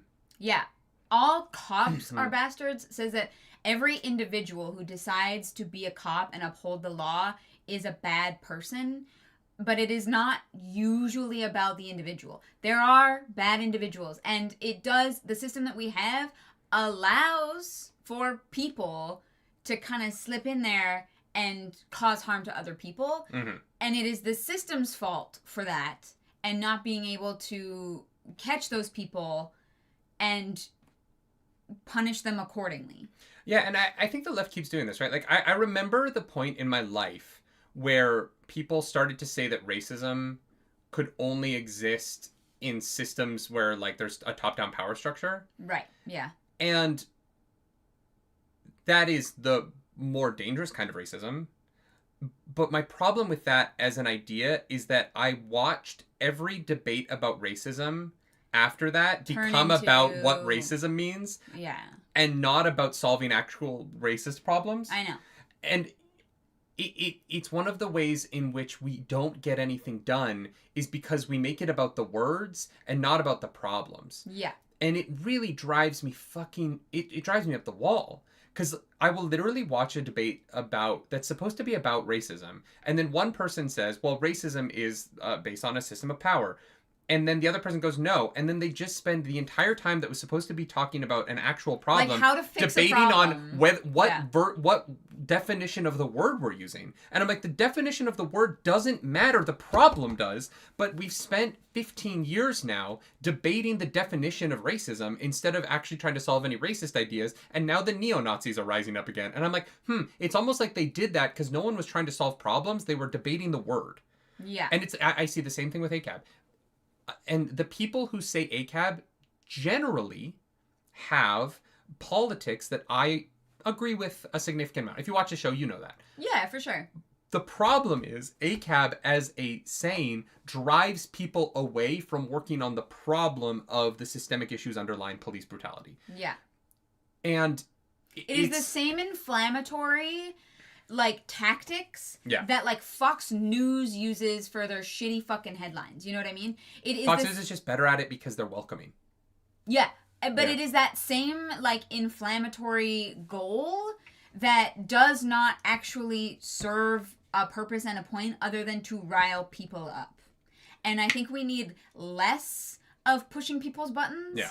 Because that doesn't actually solve any problems. Well, and like now, like ACAB is like, well, is Judy Hopps ACAB? And I'm like, I don't care, man.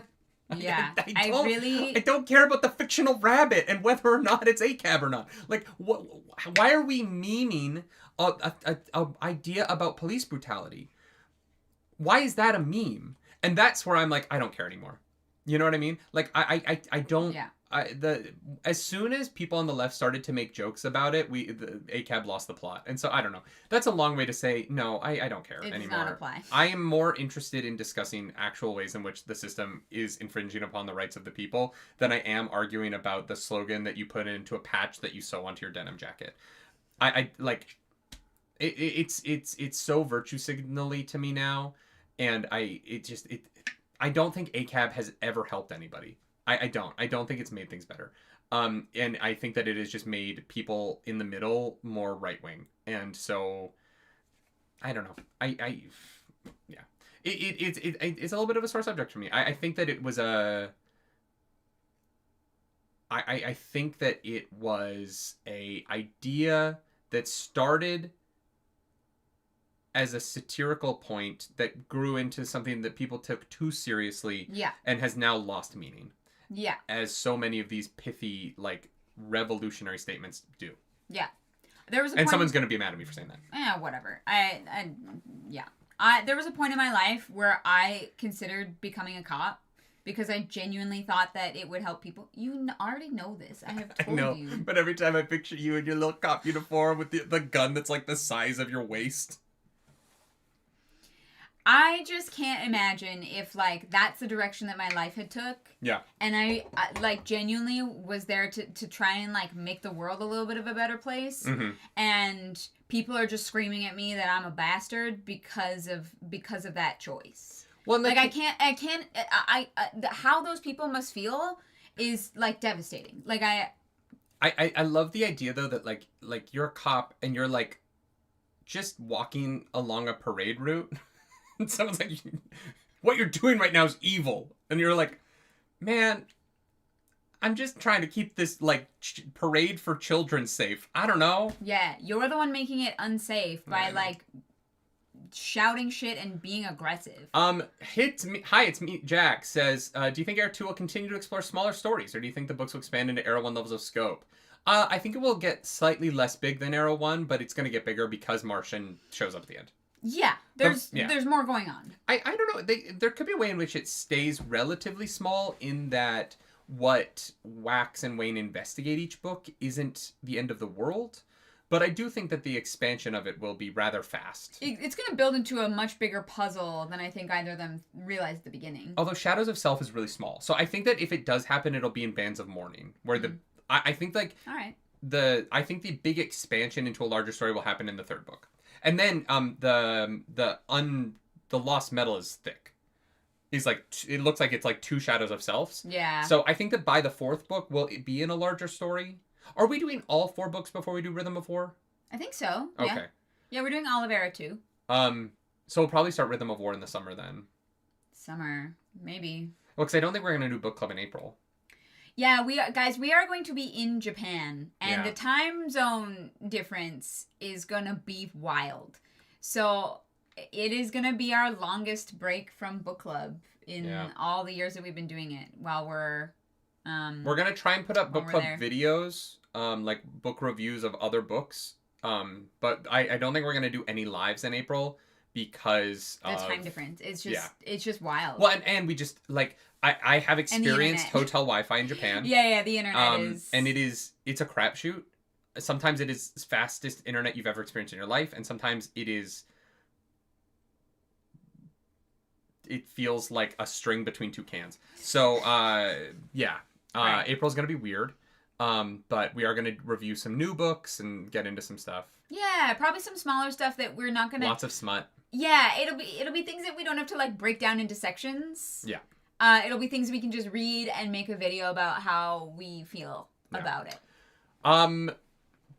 Fox with 3 exclamation points says, Brandon once said that if he could rewrite any of his books, it would be Alloy of Law. If you could choose to force Brandon to rewrite one of the books you've read, which one would it be? Warbreaker. Hands down.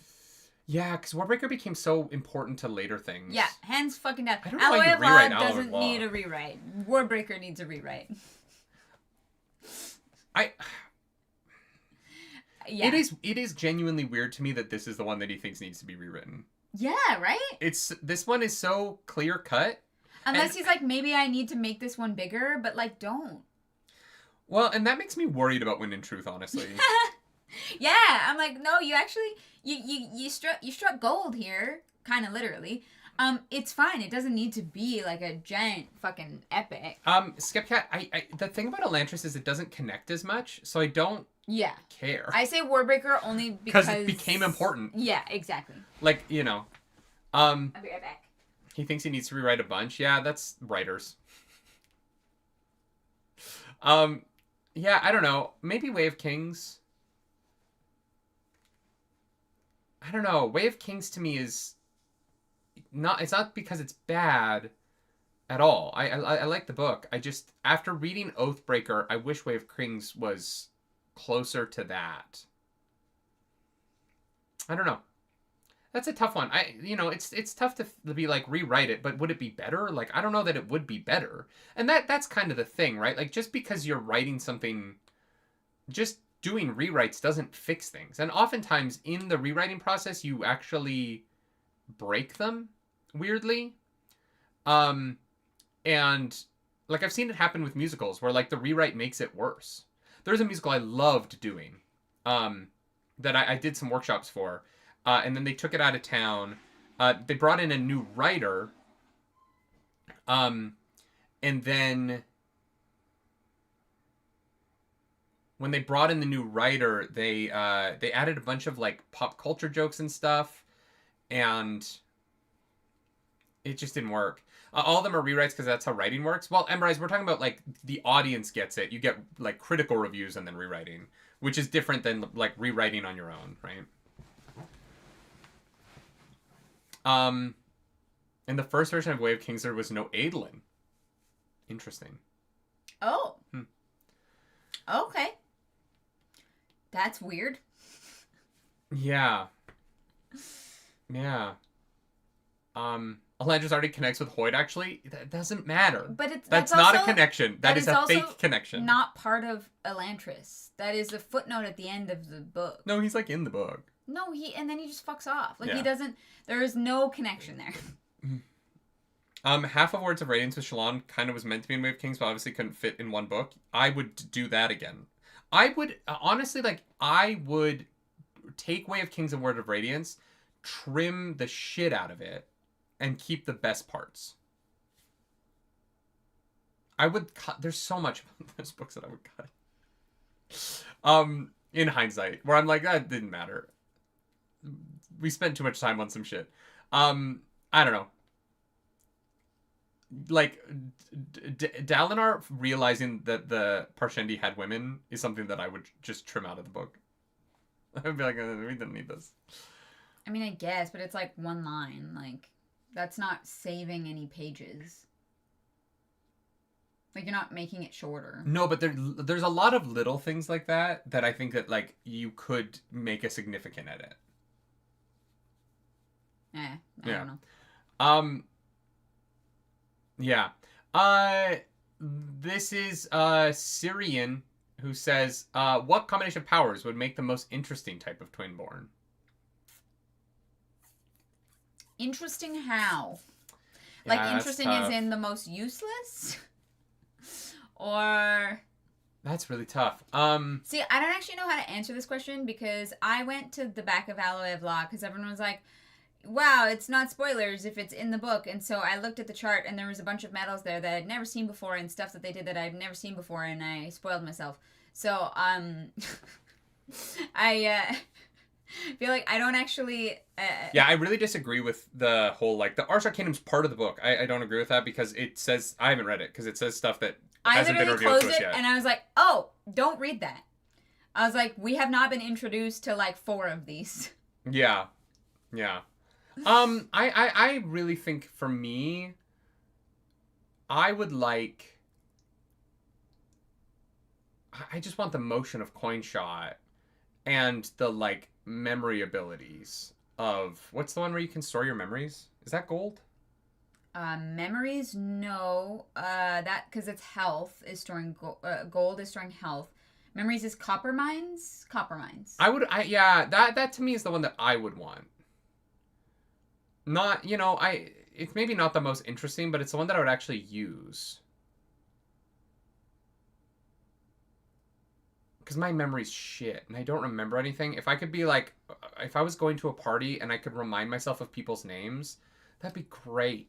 Fair. Like, if I could remember, like, things that people, like, if I could, like, be like, oh my god, I'm hanging out with this person, and I could go to my copper mine and be like, okay, they're allergic to this. Like, that to me is, like, a genuine thing that I would use in my real life. I think the wakefulness is also, like, pretty useful. I'm already awake all the time. I don't need to sleep any less. See, I would like to sleep less. But the problem is you have to sleep to store it. So, When are you going to sleep to store it? Here's my problem with the wakefulness one. Useless to me. Because I can't fall asleep. So I would never be able to store sleep. Unless the usefulness of it is, I'm going to store sleep right now, and you knock yourself out immediately. Oh, if it could give me control over falling asleep? Yeah. I would take that in a fucking heartbeat. If it gave me control over my insomnia? Yeah. Last night I was up until 3 o'clock in the morning. For no reason. Yeah, you were like, oh, I'm going to come to bed soon. And I was like, no, all right. Yeah. Like, last night, I started to, like, get worried about data storage. And then I was like, well, I'm not going to go to bed, so I'm going to go fix some stuff. And then I, like, worked and fixed some stuff. And, like, oh, my God, if I could... Oh, yeah, I would take that. I would be a pewter arm who stores sleep. I don't know. Yeah, well, I don't know what is the metal that stores sleep? Is it pewter? Because if I could compound pewter and compound wakefulness and have super strength. No, I'm not sure. Or no, compound strength and have like unlimited wakefulness. That's pretty sick. That'd be a fun one. Yeah. Johnny Coleman asks, F, Marry, Kill, Twinborn Edition, Wax, Wayne, and Miles. If you kill Miles, they'll heal and know you did it. Hilarious. I'm actually, this is going to be controversial. I'm going to marry Wax. I'm going to fuck Miles. And I'm going to kill Wayne. Damn. Poor Wayne. I don't want to have sex with Wayne. Okay. Miles is a little bit evil, but like that's kind of fun for a night. Like goofy little guys? Not in the bedroom. No, I really don't want... What does that say about me? You don't do voices. Well, no. I just mean like you're a goofy little guy. Not like Wayne. Wayne is too much energy. Like, I don't want to have sex with him. Too much energy. If the choices are fuck, marry, kill. Uh-huh. I'm not going to marry Wayne. That's insanity. I think your life would never be boring. Miles has... That's why I married you. Miles has super refractory period. I'm going to have the craziest night of sex of my life with an evil man. But, like, who doesn't want to fuck a bad boy every once in a while? Wax is great. You want to marry Wax. Wayne loses. I'm sorry. This seems very obvious to me. I don't know. Honestly, I find Wax, like, kind of boring. I like someone that can make me laugh. So, I guess I'm gonna kill Wax. And fuck Miles? Yeah. Sure. Just for funsies to see what it's like. Yeah. And then on the opposite side... I don't know if it'd be very good, but... fuck, marry, kill, Steris, Marcy, Renette. Oh, man. I would fuck Renette. Absolutely. 10 out of 10. Assuming that Renette is bi and not gay. Yeah, we're putting that aside. Yeah. Although... This is purely objective. Jesus. You know exactly what I was thinking. Yeah, I know. Oh, no, I would not attempt to change Miles. No, just fuck him for a night. My days of trying to change useless men are over. Yeah, I think that I would marry Steris, fuck Marcy, or marry Steris, fuck Renette, and kill Marcy. Because I don't need a 20-year-old in my life. I feel bad killing Marcy though, because she's like, you know. It depends on if Steris and I have like our autisms are compatible, or if we have incompatible autism. That would be rough. I don't know. You'd be great with Steris because you're already married to her. You are not that like. You don't schedule like that. I don't schedule. That's true. No, but I do like contracts. I like clarity in what we're doing. You like communication. Yeah, and that's what Steris is good at. Well, she's good at written communication. Yeah. I don't know all the time how she feels. You don't know how I feel all the time. Okay, well, there you go. Because I turn everything into a joke, and I hide sometimes my true intentions. Ceres has never made a joke. I don't know if I can marry her. I don't know. I found her hilarious.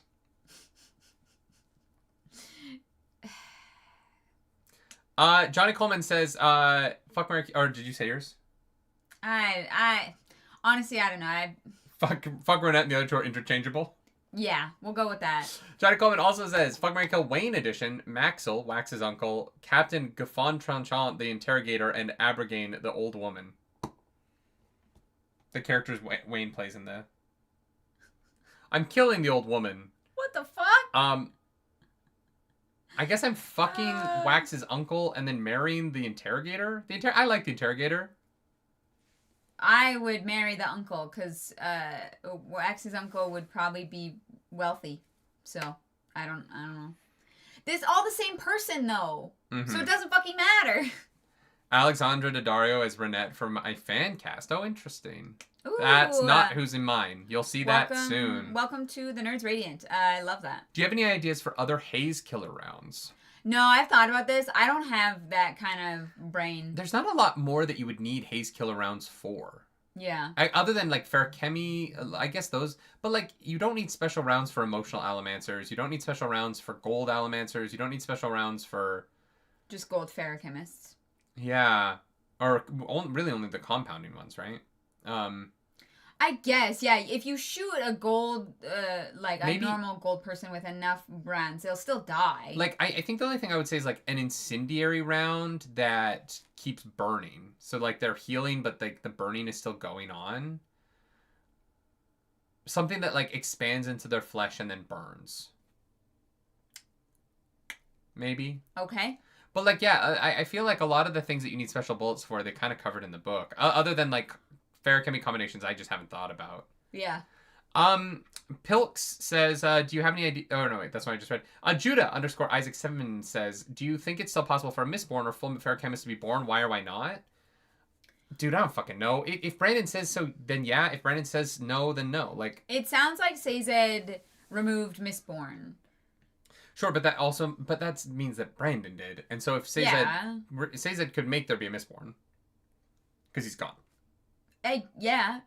Sazed could reintroduce Mistborn. I don't think that a Mistborn can be born without, like, Sazed changing something. So it would have to be, like, an intentional choice. Yeah, I also wonder if, like, there is a Mistborn, but because of the way this world works, they tried a metal and it worked, and they're like, oh, that's your metal. And so they just never ingested any other metals. Like, why would you, like, if you, in a world where you think that Mistborn don't exist anymore, and you, like, pop pewter, and you burn some pewter, and you're like, oh, I'm a pewter arm. And they're like, oh, great, you're a pewter arm. It's whatever one you tried first. Why would you ingest other metals? Yeah. Fair. How would you know? They're never gonna know. Yeah. I don't know about folk ferrochemists, though. That's up in the air. They haven't really talked about that. Would they not have the full cocktail? But you're going to get sick on the other stuff. Why not do them one at a time? Yeah, I thought that you got sick from metals that you couldn't burn that you left in your stomach, right? Or no, yeah, I guess you would do the full cocktail and then just throw up immediately before it gets to the rest of your system. No, just throw up before it gets to your system. Oh. Yeah, that makes sense. Okay, fair. So, yeah. Okay. Superpowers via bulimia. Jesus. Well, but I mean it, right? Like, you make yourself throw up so you don't get much more sick. Yeah. Yeah. Yeah, I guess so. Yeah, and you're going to ingest trace metal, especially, like, because that happened to Vin, right? She had pewter in her system. Interesting. Yeah, I don't know. It's possible if Brandon says so, and it's not if he doesn't. Is really how I feel about it. It's one of those things where, like, narratively, I don't see a reason no or yes. Yeah. Do you have any predictions of how Allomancy or Ferrochemy could break physics to propel Scadrial in a very unique direction, magic technology-wise, from this era? Example, how might the magic change things once moved to our current era?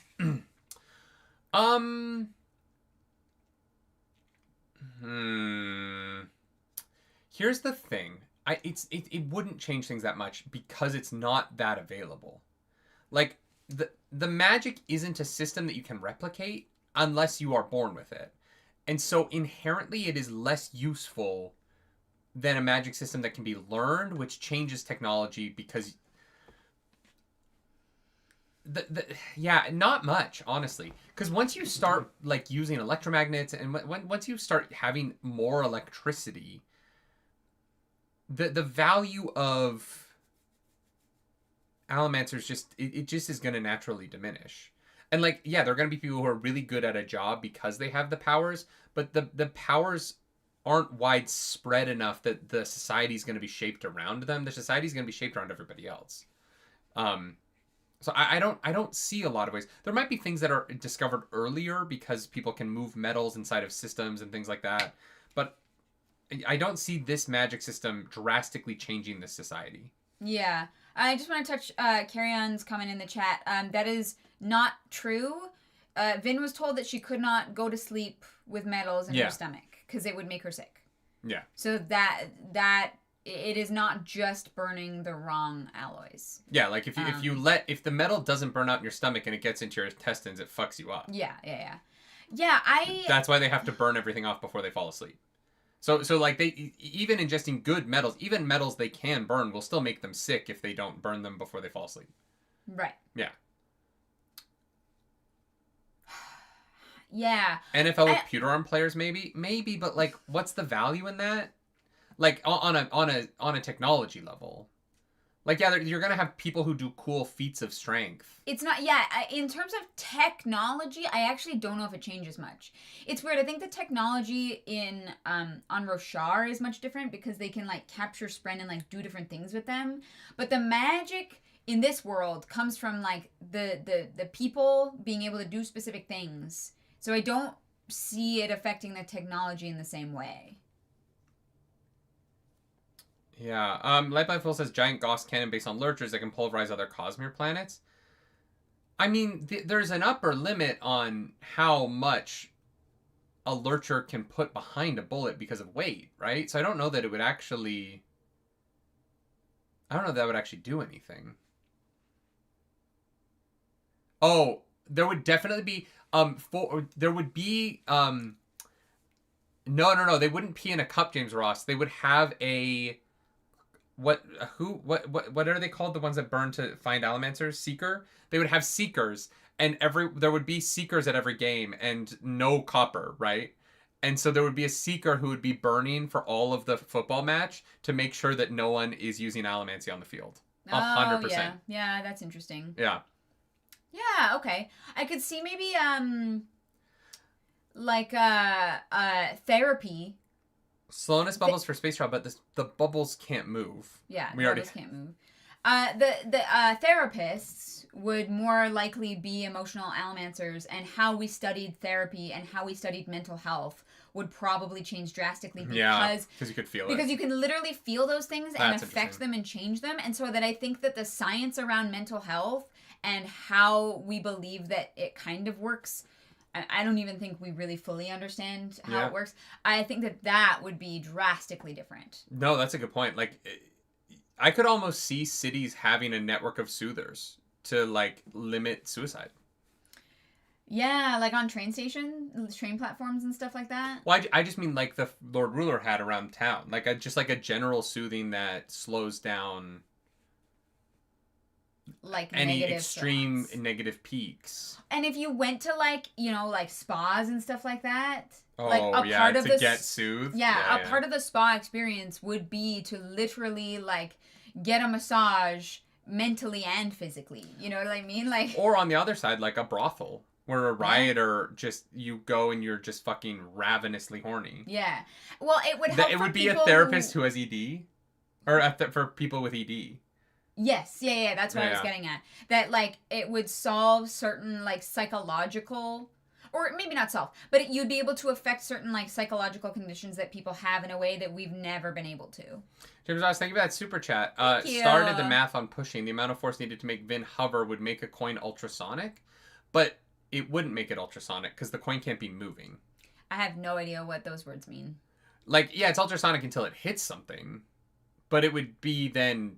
It like Vin, if Vin is hovering, the coin isn't moving, right? To make her hover? No, Vin can't hover unless she's pushing and pulling equally on something. Yeah. Yeah, but like for the spaceships, guys, the bubble can only be as big as a small room. Like, barely, yeah. You're not going to fit a whole spaceship in a slow bubble. No, the slow bubbles can be the size of a room. Oh, that's what they said in the book. Yeah, okay, yeah. Right, it's the fast bubbles that are like 5 feet. Yeah, okay, interesting. Yeah. No, I think that definitely, like, it would be the emotional allomancy that would affect the direction of technology and science the most. In terms of, like, a different direction. Because you would just have an intimate knowledge and be able to, like, affect people's psyche in a way. Yeah. That people have tried to do. With, like, dire consequences. Here's the problem. And this gets into the problem with all of these, is that allomancers are rare, right? Like, and this Glycerin says escape pods with slow bubbles would be better, but only if every astronaut on the spaceship has the ability to make slow bubbles. And that's where it gets kind of like, are you really going to build, are you going to spend the amount of money necessary to build a spaceship based on the fact that everyone on board would need to be able to have this power? Here's the thing that I could see happening is if you found a way to mimic an Allomancer's powers. Yeah. Like, not organically, the opposite of organic, like with a machine of some kind, then you could have like bubble pods or whatever. Oh, sure. But that's what I mean. That is what the big difference is between Rashar. There are things that you can artificially. Thank you. Rashar, there are things that you can like capture Spren to make them do without like a person. Whereas with Allomancy, we haven't seen any magic that can be like built and created and like done on its own without a human being it originates from. Does that make sense? Yeah. Yeah. Slow bubbles working as cryostasis is interesting. It doesn't slow that much, right? I don't. So like space travel, like, because you can't. It would help. But here's the thing: you can't change the amount of slow. You can only change the size of your pod, right? So I like, think so. You would still need to. I don't know how much you would need to slow in order for it to work out that you make it to another planet. Yeah. Like, one of the problems that we are facing with space travel is they're like, well, cryostasis, but also it's like, it will take 50 years to get there. And it's like, okay, but even if you slowed that to like a year, in like, if it's 50 times speed. Yeah, I don't know, man. Yeah. Let's move on to the next one. Because we do have to get to the fan cast at some point. Yeah. And we can't go late because we have a meeting. Yep. Do you have any predictions for... No, we already have that. Which is better for everyday life, in your opinion, Allomancy or Feruchemy? For your everyday life? Like, Feruchemy, probably. You don't need either one. Like... Storing a little bit of healing, storing a little bit of memory, storing a little bit of wakefulness. Like, I think Feruchemy, especially in terms of, like, memory, is helpful for an everyday situation. I don't really need to fly every day. I don't really need to, like, punch people every day. You know, if I'm a therapist, maybe I'm soothing or rioting every day. But, like, for the average person, I would say Feruchemy. Honestly, I disagree. I think Burning Pewter is the most useful everyday one. Even if you're just sitting at a desk? Yeah, your balance improves. You're more aware. You're physically in better shape. You're less likely to get hurt. You heal a little bit faster. Just as like a baseline. Because like, yeah, like healing from like Wayne is great. But like, how often are you getting that injured? Realistically. Mm-hmm. Like, and we're talking every day. Wayne's healing is really useful in a pinch. If you're in a car accident, you want to have that healing. But I've been driving for 17 years or 18 years and I've never been injured in a car accident. But and I'm a safe driver, right? I don't speed. Like I'm aware. I don't drink and drive. I don't text and drive. You know what I mean? Like I take that stuff seriously. But with a pewter arm, like I fell down the stairs last night and I hurt my shoulder. If I'd been burning pewter and I was more, like, aware, I just wouldn't have fallen down the stairs. Sure, you can store strength, though, and you could have, like, burnt it, like, you could have used the Feruchemy. Sure, but I'm saying that as a day-to-day, the, like, constancy of a little bit of pewter... All right. And the balance, I honestly think the balance and the little bit of pewter would be the best thing. Okay. For my knee, to just burn a little bit of pewter and not have those twinges in my knee... Well, just because it's not hurting doesn't mean that it is not hurt. No, but my knee is in a place where if the muscles around my knee are stronger, then my knee doesn't have as many problems. So pewter would fix that for me. Yeah. I think pewter is the most, like, day-to-day, every moment of my life, I think pewter would be the most useful. I think just for all of the little things. Yeah. Aches and pains, my lower back... Sure. Yeah. All yeah, right. I genuinely believe that pewter, being the pewter one would be the best. Yeah. Guillermo Barros, flaring tin, like... Not if you work a desk job at a computer. Yeah, I feel like that would just hurt your eyes. Yeah. And honestly, like, my eyes are already... I have very light eyes. If you're a park ranger or something, then yeah. No, because, like, it's only at night, right? Like, flaring pewter, eventually the sun is just too much. No, if you flare, like... Or, sorry, flaring tin. If you're in the shade of a forest and you need to see a little further, I could see, like, that being useful. Again, that's not every day. No, that's the point that I'm making. Like, if that is in a specific circumstance. Speaking of my knee, ooh, I held it in that position for too long. Yeah, no, I think that, like, a daily pewter would be the most useful. Yeah. So then let's get into Belastro's question. We've seen a Asterion, a double-action 6-chamber revolver. What type of gun is the Karlach? Well done. It's a shotgun. Yeah. That shoots incendiary flame rounds. Yeah. They explode on impact, actually. Syrian says, what kind of interesting non-combat applications would be found for Allomancy or Ferrochemy in the Era 2 setting? I mean, therapy was one. Yeah. Absolutely. Sports, right? We talked about, like, a Seeker making sure that people aren't burning allomantic metals while they're doing sports. Yeah. I think that the bubbles... the slow bubbles to get healing to people is a great one. You know what's a really interesting one? HIPAA violations. Doctors could store patients' medical data in a piece of metal that only they would then have access to. Uh-huh. So, or like all spy work. Oh my god, you could store secrets, get kidnapped and tortured. I guess it's kind of combat, but they couldn't get the information out of you because you don't have it. It's stored in your metals. Yeah. That's so fascinating. Yeah. And, like, if you are the only one that can access that information, like, you can't just steal a fucking USB drive from somebody, right? Because only you can get it out. Yeah. That's fun. That's fun. Yeah, I like being able to, like, oh my god, all my passwords, just storing them in my metal. Yeah. So that, like, I don't have to remember them, but I also don't have to trust LastPass or anything like that. I'd also love to do, like, a sick, like, original creation character cosplay. Mm-hmm. That's, like, just, like, all these, like, metal all this, like, metal, like, attached to you and, like, almost in a cyberpunky kind of vibe, but, like, Western. I think that would be a really fun cosplay. I think people would love that. Right? Maybe for Dragonsale this year. That'll be one of your cosplays. Yeah, I would have to figure out a way to... Here's my thing. I like to go full out with stuff. It would have to be real metal, and I have no idea how I would make that happen. Why? Why can't it just be foam that you turn into arm bracelets? See that it's foam. Babe, this is why you're behind on your cosplays. Is because you're like, I know I have this skill, but what if I learned another new skill to make this? Well, I want to do it How are we right. carrying a bunch of fucking metal to Salt Lake City? I'll wear it. Through the... Yeah?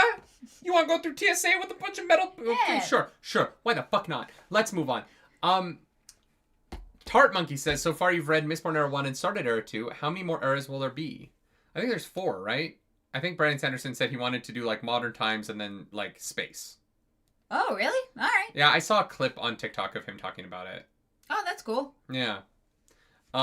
So I sorry, I'm spoiled. I did see him talk about that. Mm-hmm. So far we've early 20th century Western and whatever you want to call Era 1. What setting will the next eras be? I'm sorry. I've seen Brandon Sanderson talk about it and how he wants to do like a modern technology era and then a space era. Oh my god, Mistborn with cell phones. Yeah.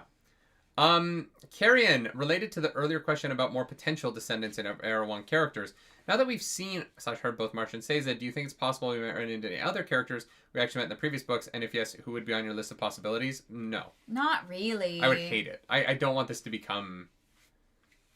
Sorry, Karen, that's probably not the question, but, like, I don't want this to become a bunch of bullshit reasons people have survived 300 years. Yeah, I think with Sazed, obviously. With Marsh, it obviously. Like those are there are absolute like solid reasons that they survived. I think maybe you could have one other person before it would start to get goofy as fuck. But I don't know who that would be. It would be a tough justification, though. That's the thing, is there has to be a reason for it, unless it's Hoyd. If Hoyd shows up, then, like, yeah, I'm like, okay, whatever, it's Hoyd. If they meet a pile of goop that's Tensoon, maybe. Sure. But, like, I don't know. Yeah. I think it's good so far, and I don't want this to become gimmicky. Yeah. And it's the thing that's killing Demon Slayer to me in the Swordsmith Village arc becomes so gimmicky that it, like, is killing the show for me. And I'm way past that because I'm getting ahead. I'm in the Hashira training arc right now. But if you've seen like, you know what I mean? Like, it's just, like, the like, living through things that, yeah, I just don't become, like, immortality gimmicks. Once you have too many of them, it just makes everything kind of meaningless. Yeah, I think Tensoon is possible, and I could understand it. Hoyd obviously is one that I'm like, he kind of hops around and is immortal, so I don't need a justification for him. But Hoyd isn't a Mistborn character. No, well, he was in it, which is why I bring it up, and that's it. That's all. But also, all of their stories are done in a really good... one of the... Marsh is fun to bring back because it's so tragic that he's still alive. Yeah. Like, that's so sad. Yeah.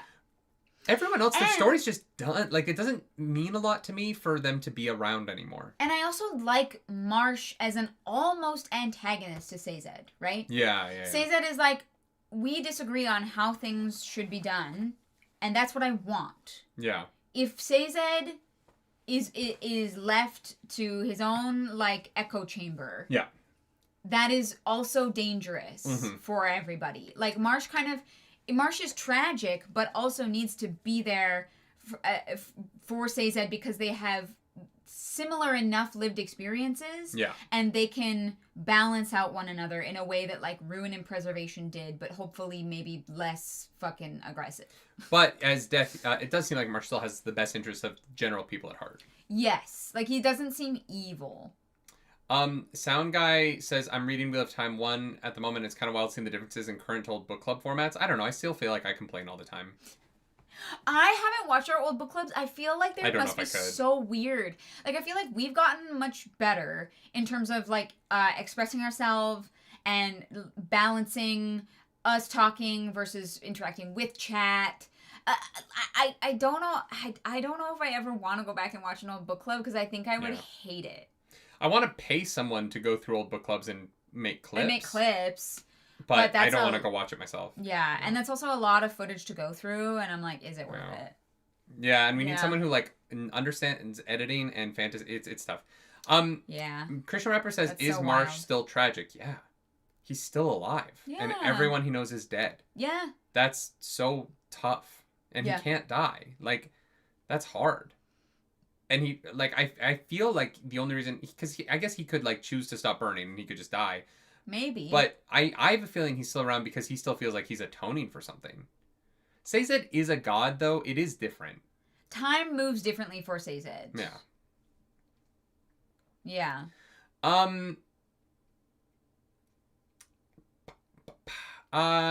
Related to earlier question. Oh, no, wait, we did that one. Yeah, Pilks. If you had to get spiked with a permanent hematologic spike, aka no earring, Vin style, where would it have to be placed and what ability? The spike would always stick out of at least one side of your body. Okay, hear me out. Give me some sick fucking pauldrons. No, because it's going to drastically change what clothes you can wear. Yeah. Yeah. Yeah, I only sleeveless. I'd be like a, like, sexy buff, like, pewter arm, like, big bulgy arms and, like, pauldrons. But it's just a spike that just, like, sticks out. It wouldn't be a pauldron. But I would decorate it. No, I would decorate it. I would decorate it. I would have different attachments for it, and it would look like armor. Oh yeah, I guess make a spike. No, because it has to stick through somebody. I don't think that's how it works. You give yourself oh my gosh, what are they called in Aragon? Knuckle dusters? No, the eggs fucking. Yeah. My fists of steel. Yeah, I think is what they're called. Into your knuckles. That's cool. Yeah, like the little Wolverine. The literal, like, metal spiky nubs. Marisha Ray. Marisha Ray.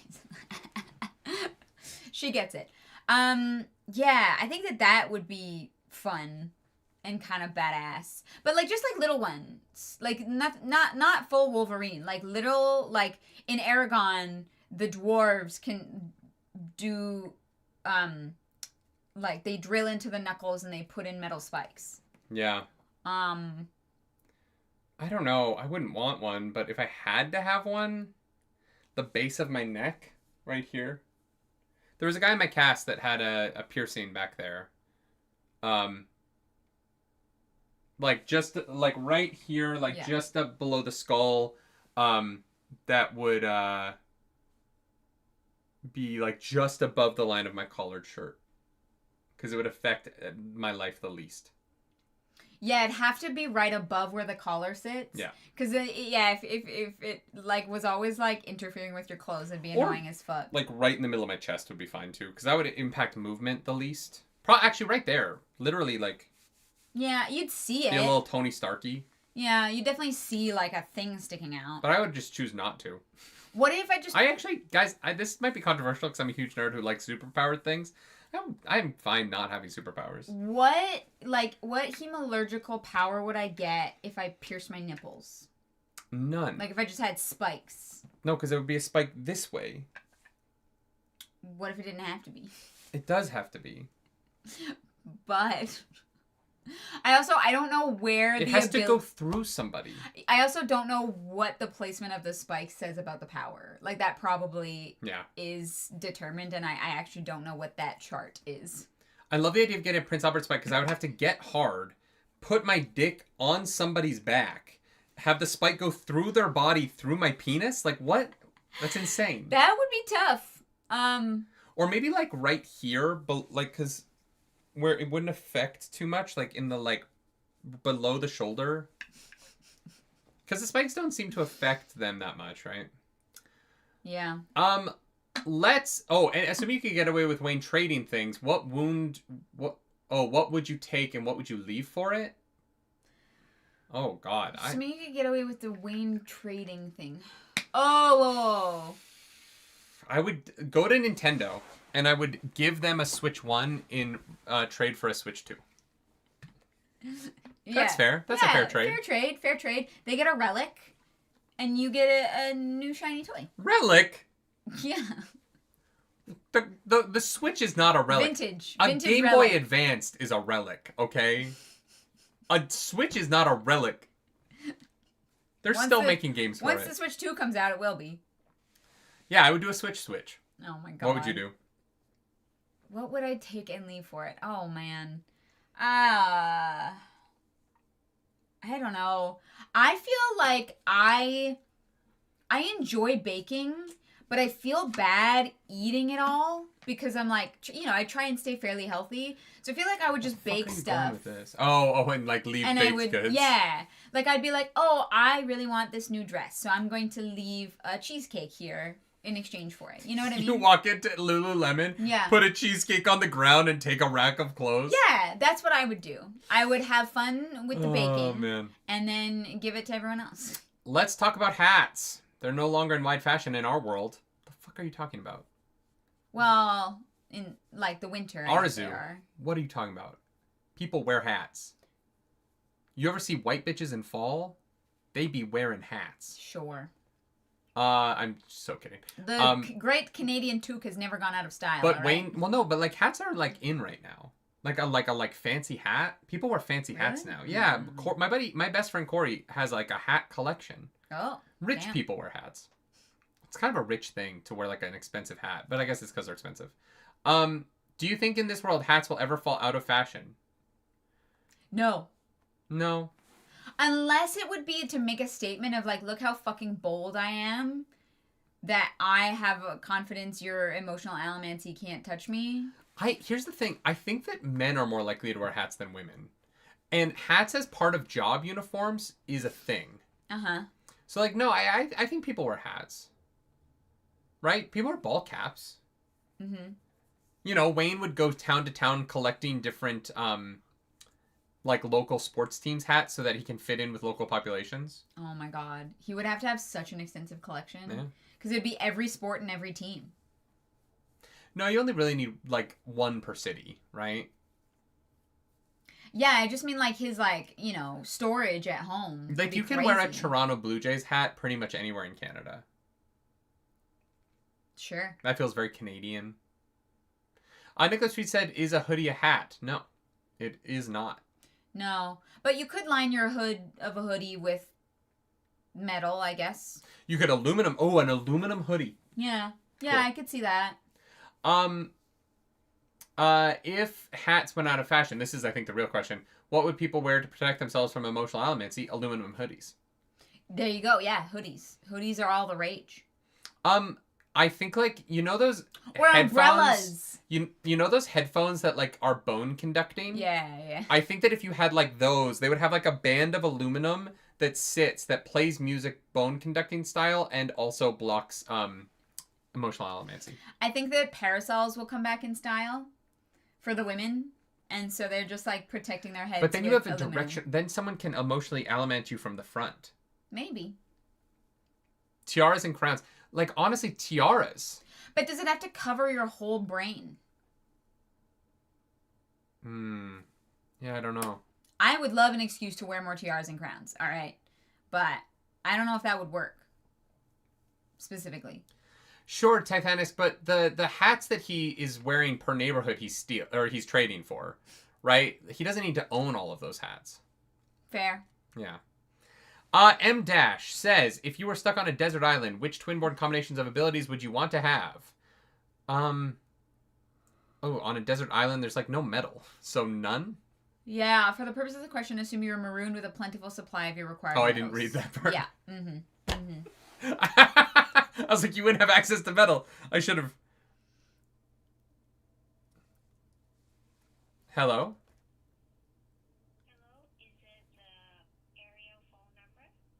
Yeah, it is. So, are you David? Yep. Yes, my name is Caitlin. Great. I have no idea what that is. Yep. Love that. Okay. If I was stuck on a desert island...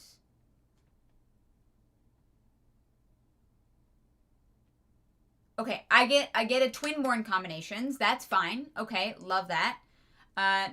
Yeah, that's what that is.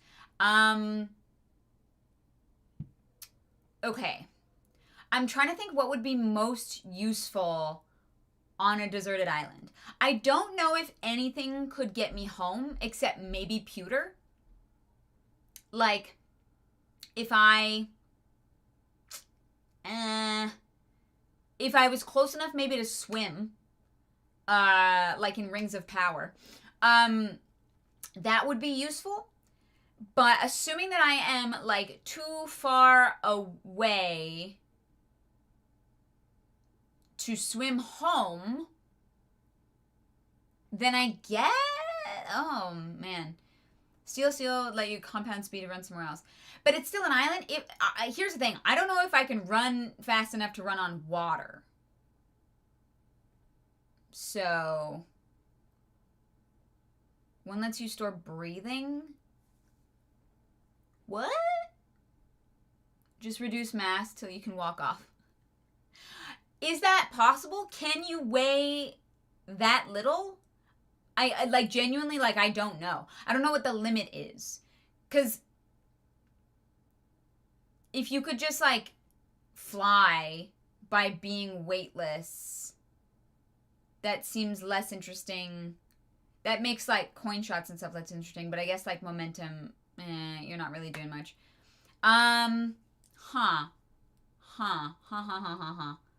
Okay.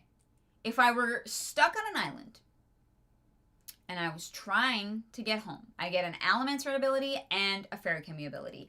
I am going to store...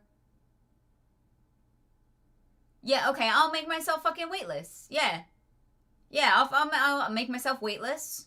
Absolutely. Walk on water, and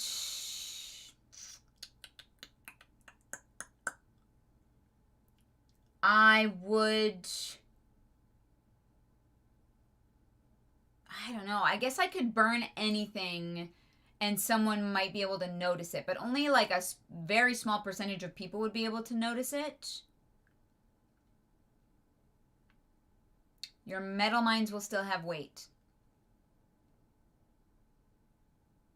Use your clothes as a sail. I'm actually going to pull a Breath of the Wild, and I'm going to make a paraglider so that I only weigh as much as my metal mines weigh. I feel like you could fly a pretty decent distance. Here's the thing. You would need some height though. Like there'd have to be like a mountain on the island or something that you could climb up above. I'm going to go with pewter and storing weight. That's the combination I'm going to go with. Cuz like if I can swim real fast and good enough, then that's what I'm gonna do. Yeah, I'm gonna try and get home. I'm not staying on this deserted island. I'm a people person. All right, I am an extrovert, and I will lose my shit. So I think that those are the two most likely things to get me home. Maybe. I think that having health would help. Depends how much food is on the island. There's always fish. Yeah, I don't know. That's a tough one. Early Ann asks, poor Mercy has a crush. Do you think she will find a suitable match? If so, have we seen them yet? My first time reading Era 2, so I don't know the answer. Oh, fun. Okay. Thanks for being on the journey with us. Do I think she will find a match? Eventually in her life, yeah. I don't believe it's anyone that we have met so far. I don't think we've met a lot of like younger. She seems to be into men, so I'm gonna say younger men. Like even Wayne is like late 30s, right? Or at least mid 30s.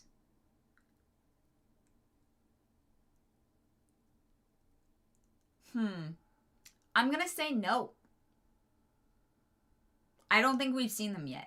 I think that she will find a suitable match in her life. Whether or not that is like part of the book is kind of another story. Or here's what happens.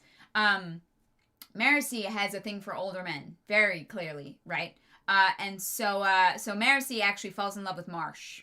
It's very tragic. Marcy plus Wayne. I don't think that's possible. Wayne is young? Oh. When I was trying to do the cast list, I Googled how old Wayne was, and I thought that it said mid to late 30s. Wayne is in his 30s. Okay. Maybe there's not a definitive answer on that. But someone did the math and was like, Wayne is this age in the... I don't know. Honestly, have no idea.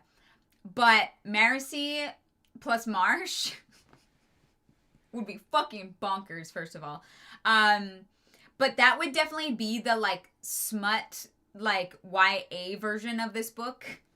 Is that young girl studying law falls in love with Death himself. And he's got spikes through his eyes. But for some reason, that's hot. All right. Let's dive into my fan cast of this. This cover is so much better. I can't see it yet. Oh, sorry. There we go. Fancast by Nerdy Nightly. This one's all me. Hi. Welcome. This video will probably be clipped out. This is me fancasting The Alloy of Law.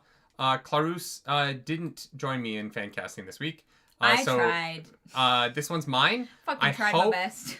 That you like it. Y'all ready? Y'all ready for this? I'm going to do good guys first, then the bad guys at the end.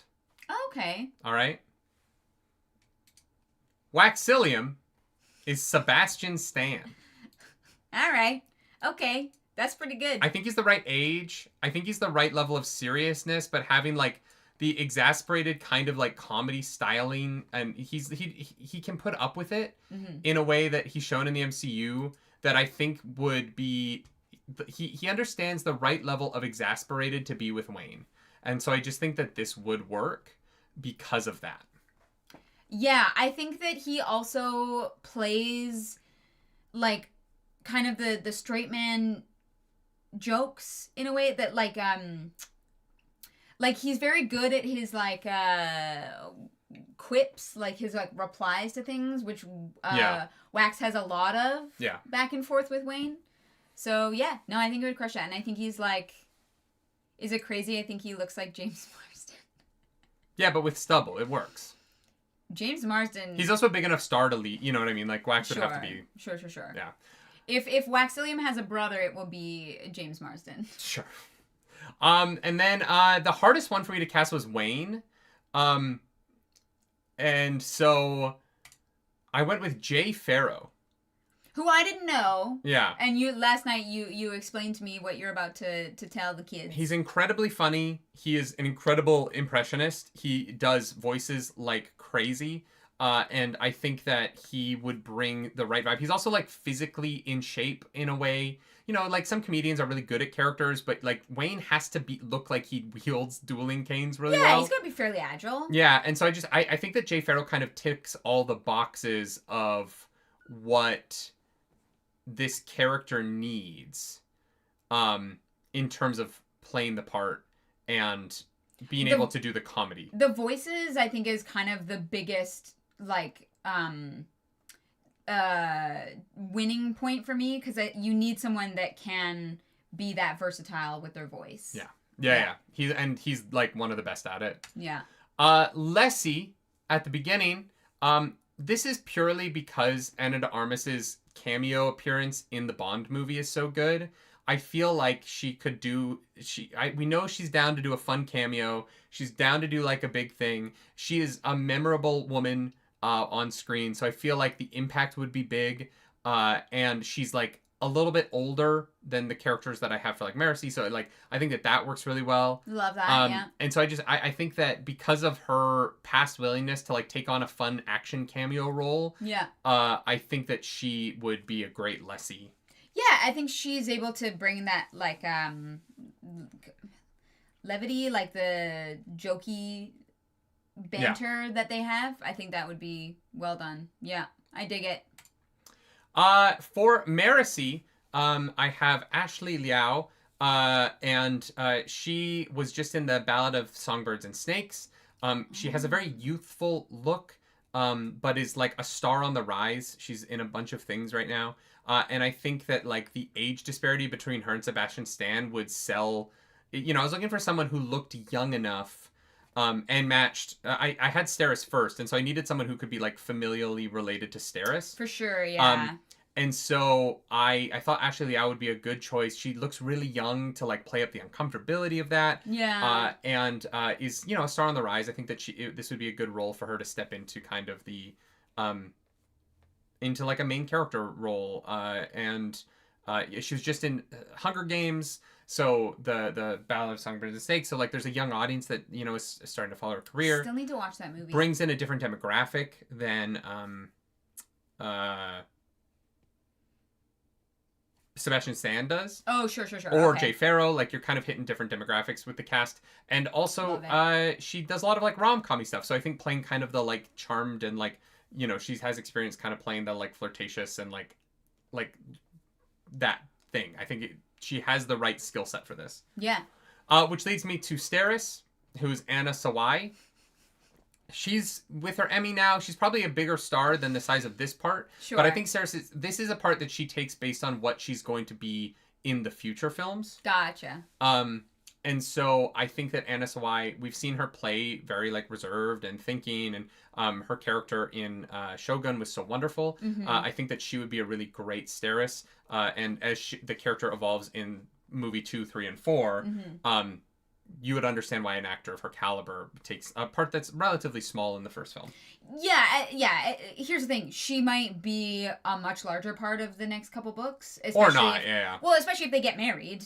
Like, right now the plan is for her to marry the main character. So it might be one of those things where, hey, we just need you to show up a little bit for this movie, and then you're going to get some juicier stuff later on. She's also a little bit older than Ashley Liao, so it's a little bit less weird between her and Sebastian Stan. Mm-hmm. I think people would be into it. Yeah. For Harms, just because we love him so much, Ki Kwan. Put him in everything. Yeah, he's Sold. great. I think that it'd be Say fun no to more. have him be like the dad negotiating the marriage contract. It's not a huge part, but Ki Kwan's great, and I think that like he would be a great relationship with the Steris and Marcy that I'd we also have. love to see him in a like totally serious role. Yeah. Like yeah, I want to see how he interprets that. For Renette, I have Catherine Hahn, because it is the correct choice. We stand a queer icon, and having Catherine Hahn yelling at Jay Farrow sounds like some of the greatest comedy ever. Yeah. Catherine Hahn gun. holding a shotgun in a door, blocking it. Honestly, sounds fucking great. Yeah. She's amazing. I love her, and she would be the best Renette. Harmony is really just Sazed's voice. I choose Kari Payton, who we've obviously seen perform live. Have we? Yeah. Okay. Kendall Obscure live show. Oh, him. Yeah, Yeah. Okay. Sorry, he looks so different. Everything he had on for that show The dreads, yeah. looks so different than that. I was like, I don't know what you mean. Yes, absolutely. This is a voiceover role. Kari Payton is an incredible voice actor. He's going to be playing Black Panther in the upcoming Black Panther 1940s video game. Mm-hmm. He plays T'Challa's father, T'Chaka, in that. I believe he's playing T'Chaka. I think I'm right about that. I think that to voice Sazed, you need someone who has like the timbre and the gravitas that Kari Payton brings to everything that he does. And so I think that he would play Sazed very well in Era 1, and I think that he would also do the job of voicing a god in Era 2 in a really incredible way. Yeah, and, I love that. I would really love to see this. That's great. For Iron Eyes, I have Daniel Henney, just because we love him. Fair. And also, I think that that Stern doing a lot, but having sort of like limitations on his acting is what he does as Lan. He pulls a lot out of that character, despite the way that he has to be reserved. Mm-hmm. And I think that you need an actor who, because of the spikes in the eyes, is going to be able to emote a lot without his eyes. And I think that Daniel Henney works around the limitations of his characters really well. Yeah. And he also just carries an age on him that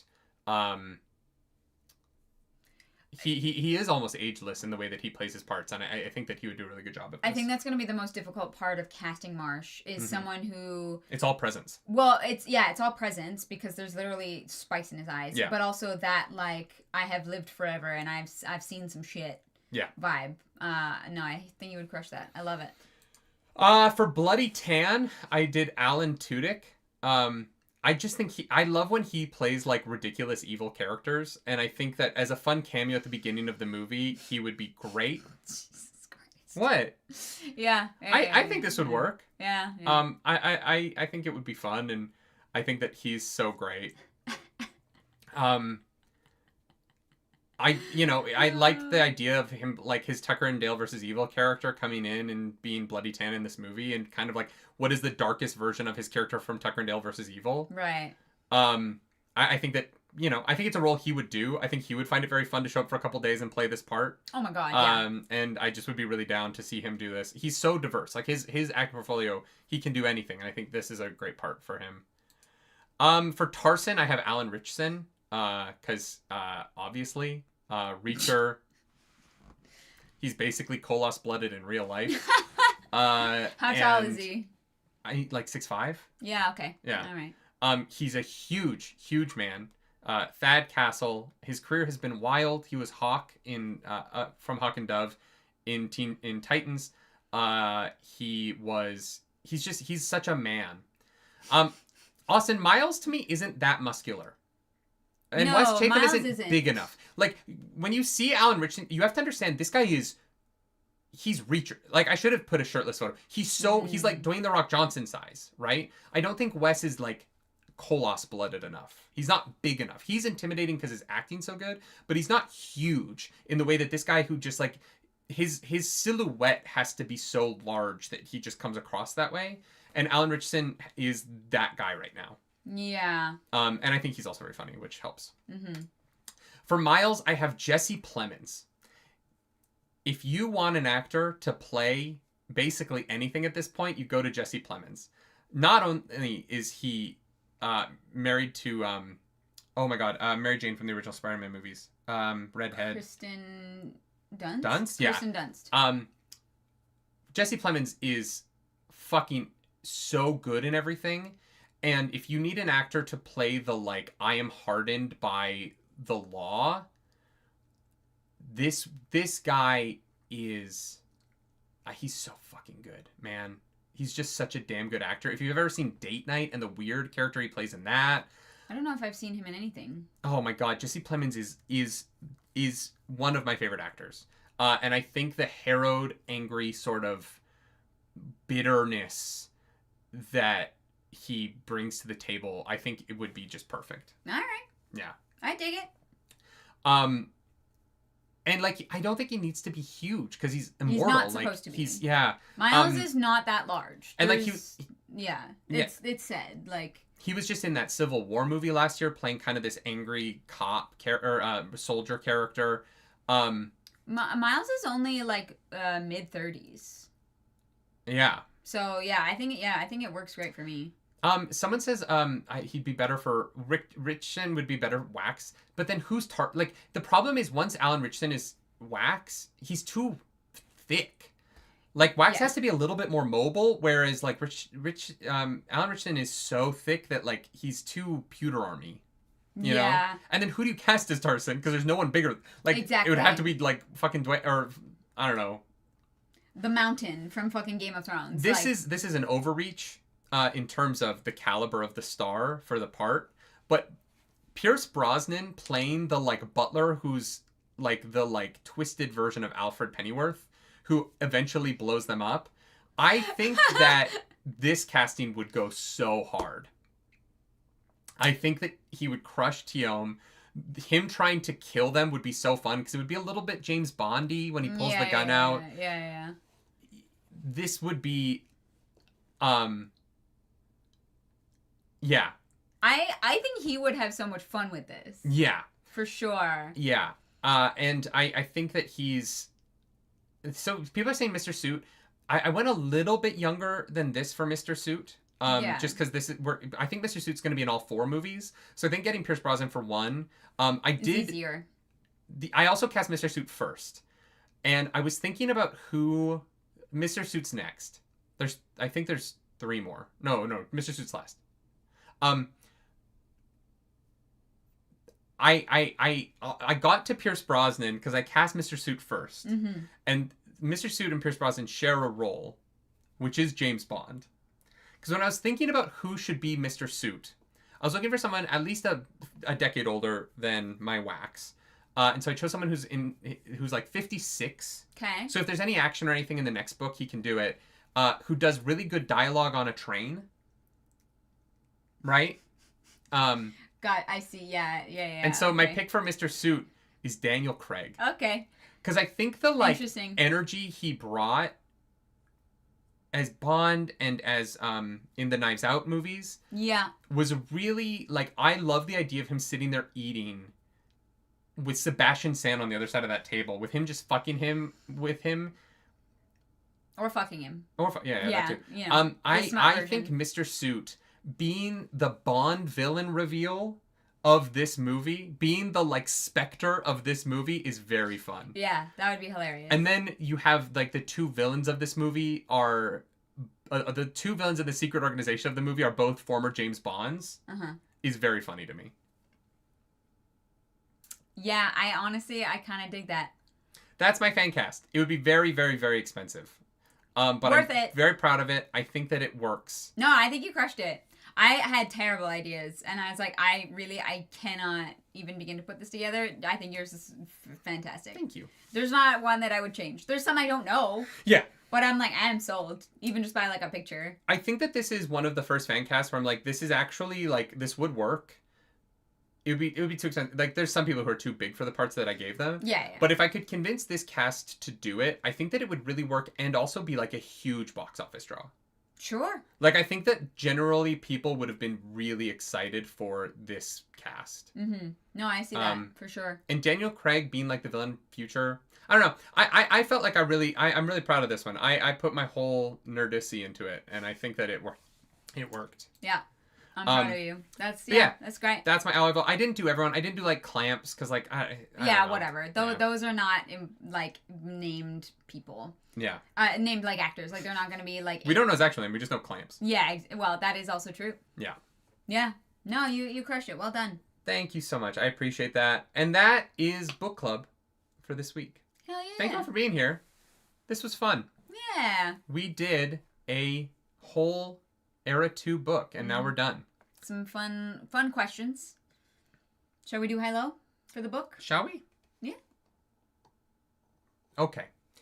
Clarus Polarus is going to do her high. I'm going to do my low. She's going to do her low. I'm going to do my high because we compliment Sandwich this bitch. Because when I was a kid, that's how my family got close. We'd commiserate over each other's lows, celebrate each other's highs, and we would be good to each other.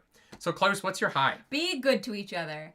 My high, when we talked about the beginning, at the beginning you asked what I thought about the book, and that, I didn't think maybe it was the most memorable, and that's fine. I do think that the one thing about this book that does stand out to me, so I'm going to make it my high, is the scene with Wayne telling Marcy his, backstory. And how he lays it out for her, and what that means for him, and what that means for what his life looks like. And I thought that scene was just so well done. It was so raw, and it was so kind of cut and dry in a way that it is the one thing about the book as a whole that sticks out to me. So that is my high.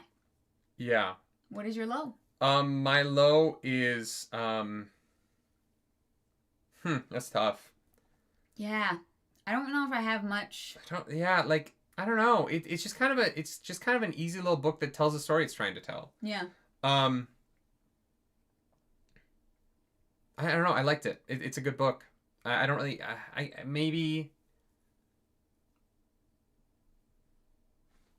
The compounding didn't make as much sense to me as it did to other people in terms of the gold. It seemed like it was too getting something for nothing a little bit in a way that kind of wasn't really how Mistborn felt, but that doesn't matter at all to the narrative, so I don't know. That's as close as I can come to a low, and it's not even really one. Yeah. I think that the worst I can levy at this book is that it's not the most memorable, and that's really it. I thought that this book was super fun, and I think it's an easy recommend to other people as well, without any caveats, right? Yeah. Yeah. What's your high? That's also real fucking tough. I really liked all of it.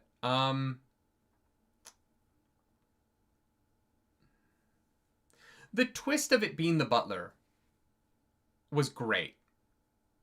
The twist of the butler trying to kill them. Sure, that moment was. And how it sets at the end of the book, and they do kind of make these steps forward, and then the peeling his skin off his back because he's healing. That whole sequence was very unique, and the explosion leading into the time bubble, and they're watching the explosion come at them. I just thought that chunk of the book was really cool, and I enjoyed it a lot. Mm-hmm. And so, yeah, I would say that. I think that middle twist was really solid and set up the rest of the book really well. Yeah, all right. That's valid. If you like this video, subscribe to the channel. If you don't, hit the dislike button. Leave me comments down below because the algorithm god is hungry and we must feed her. This episode, that algorithm goddess is... I feel like Steris. She was kidnapped for a long time. Yeah. That sucks. Yeah. She deserves some R&R. If you want to follow us on the internet, you can. I'm at nerdynightly. I'm at Clarus Polaris.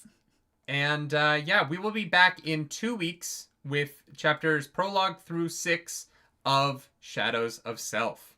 We're not going to add any smut to this book because mostly it's two men hanging around with a woman they both agree is too young for them. So much like Mistborn, where we were like, Vin isn't having sex yet. Marcy is also not having sex yet, but maybe in the next book. Yeah, we'll see. I mean, she could with people her own age that we have not met. Yeah. Maybe like Clamps and Tarson. Sure. Going push and pull. Push and pull. There's a reason that's their nicknames. Push and pull spit roasted Tarson, and that was the last thing he did before he died.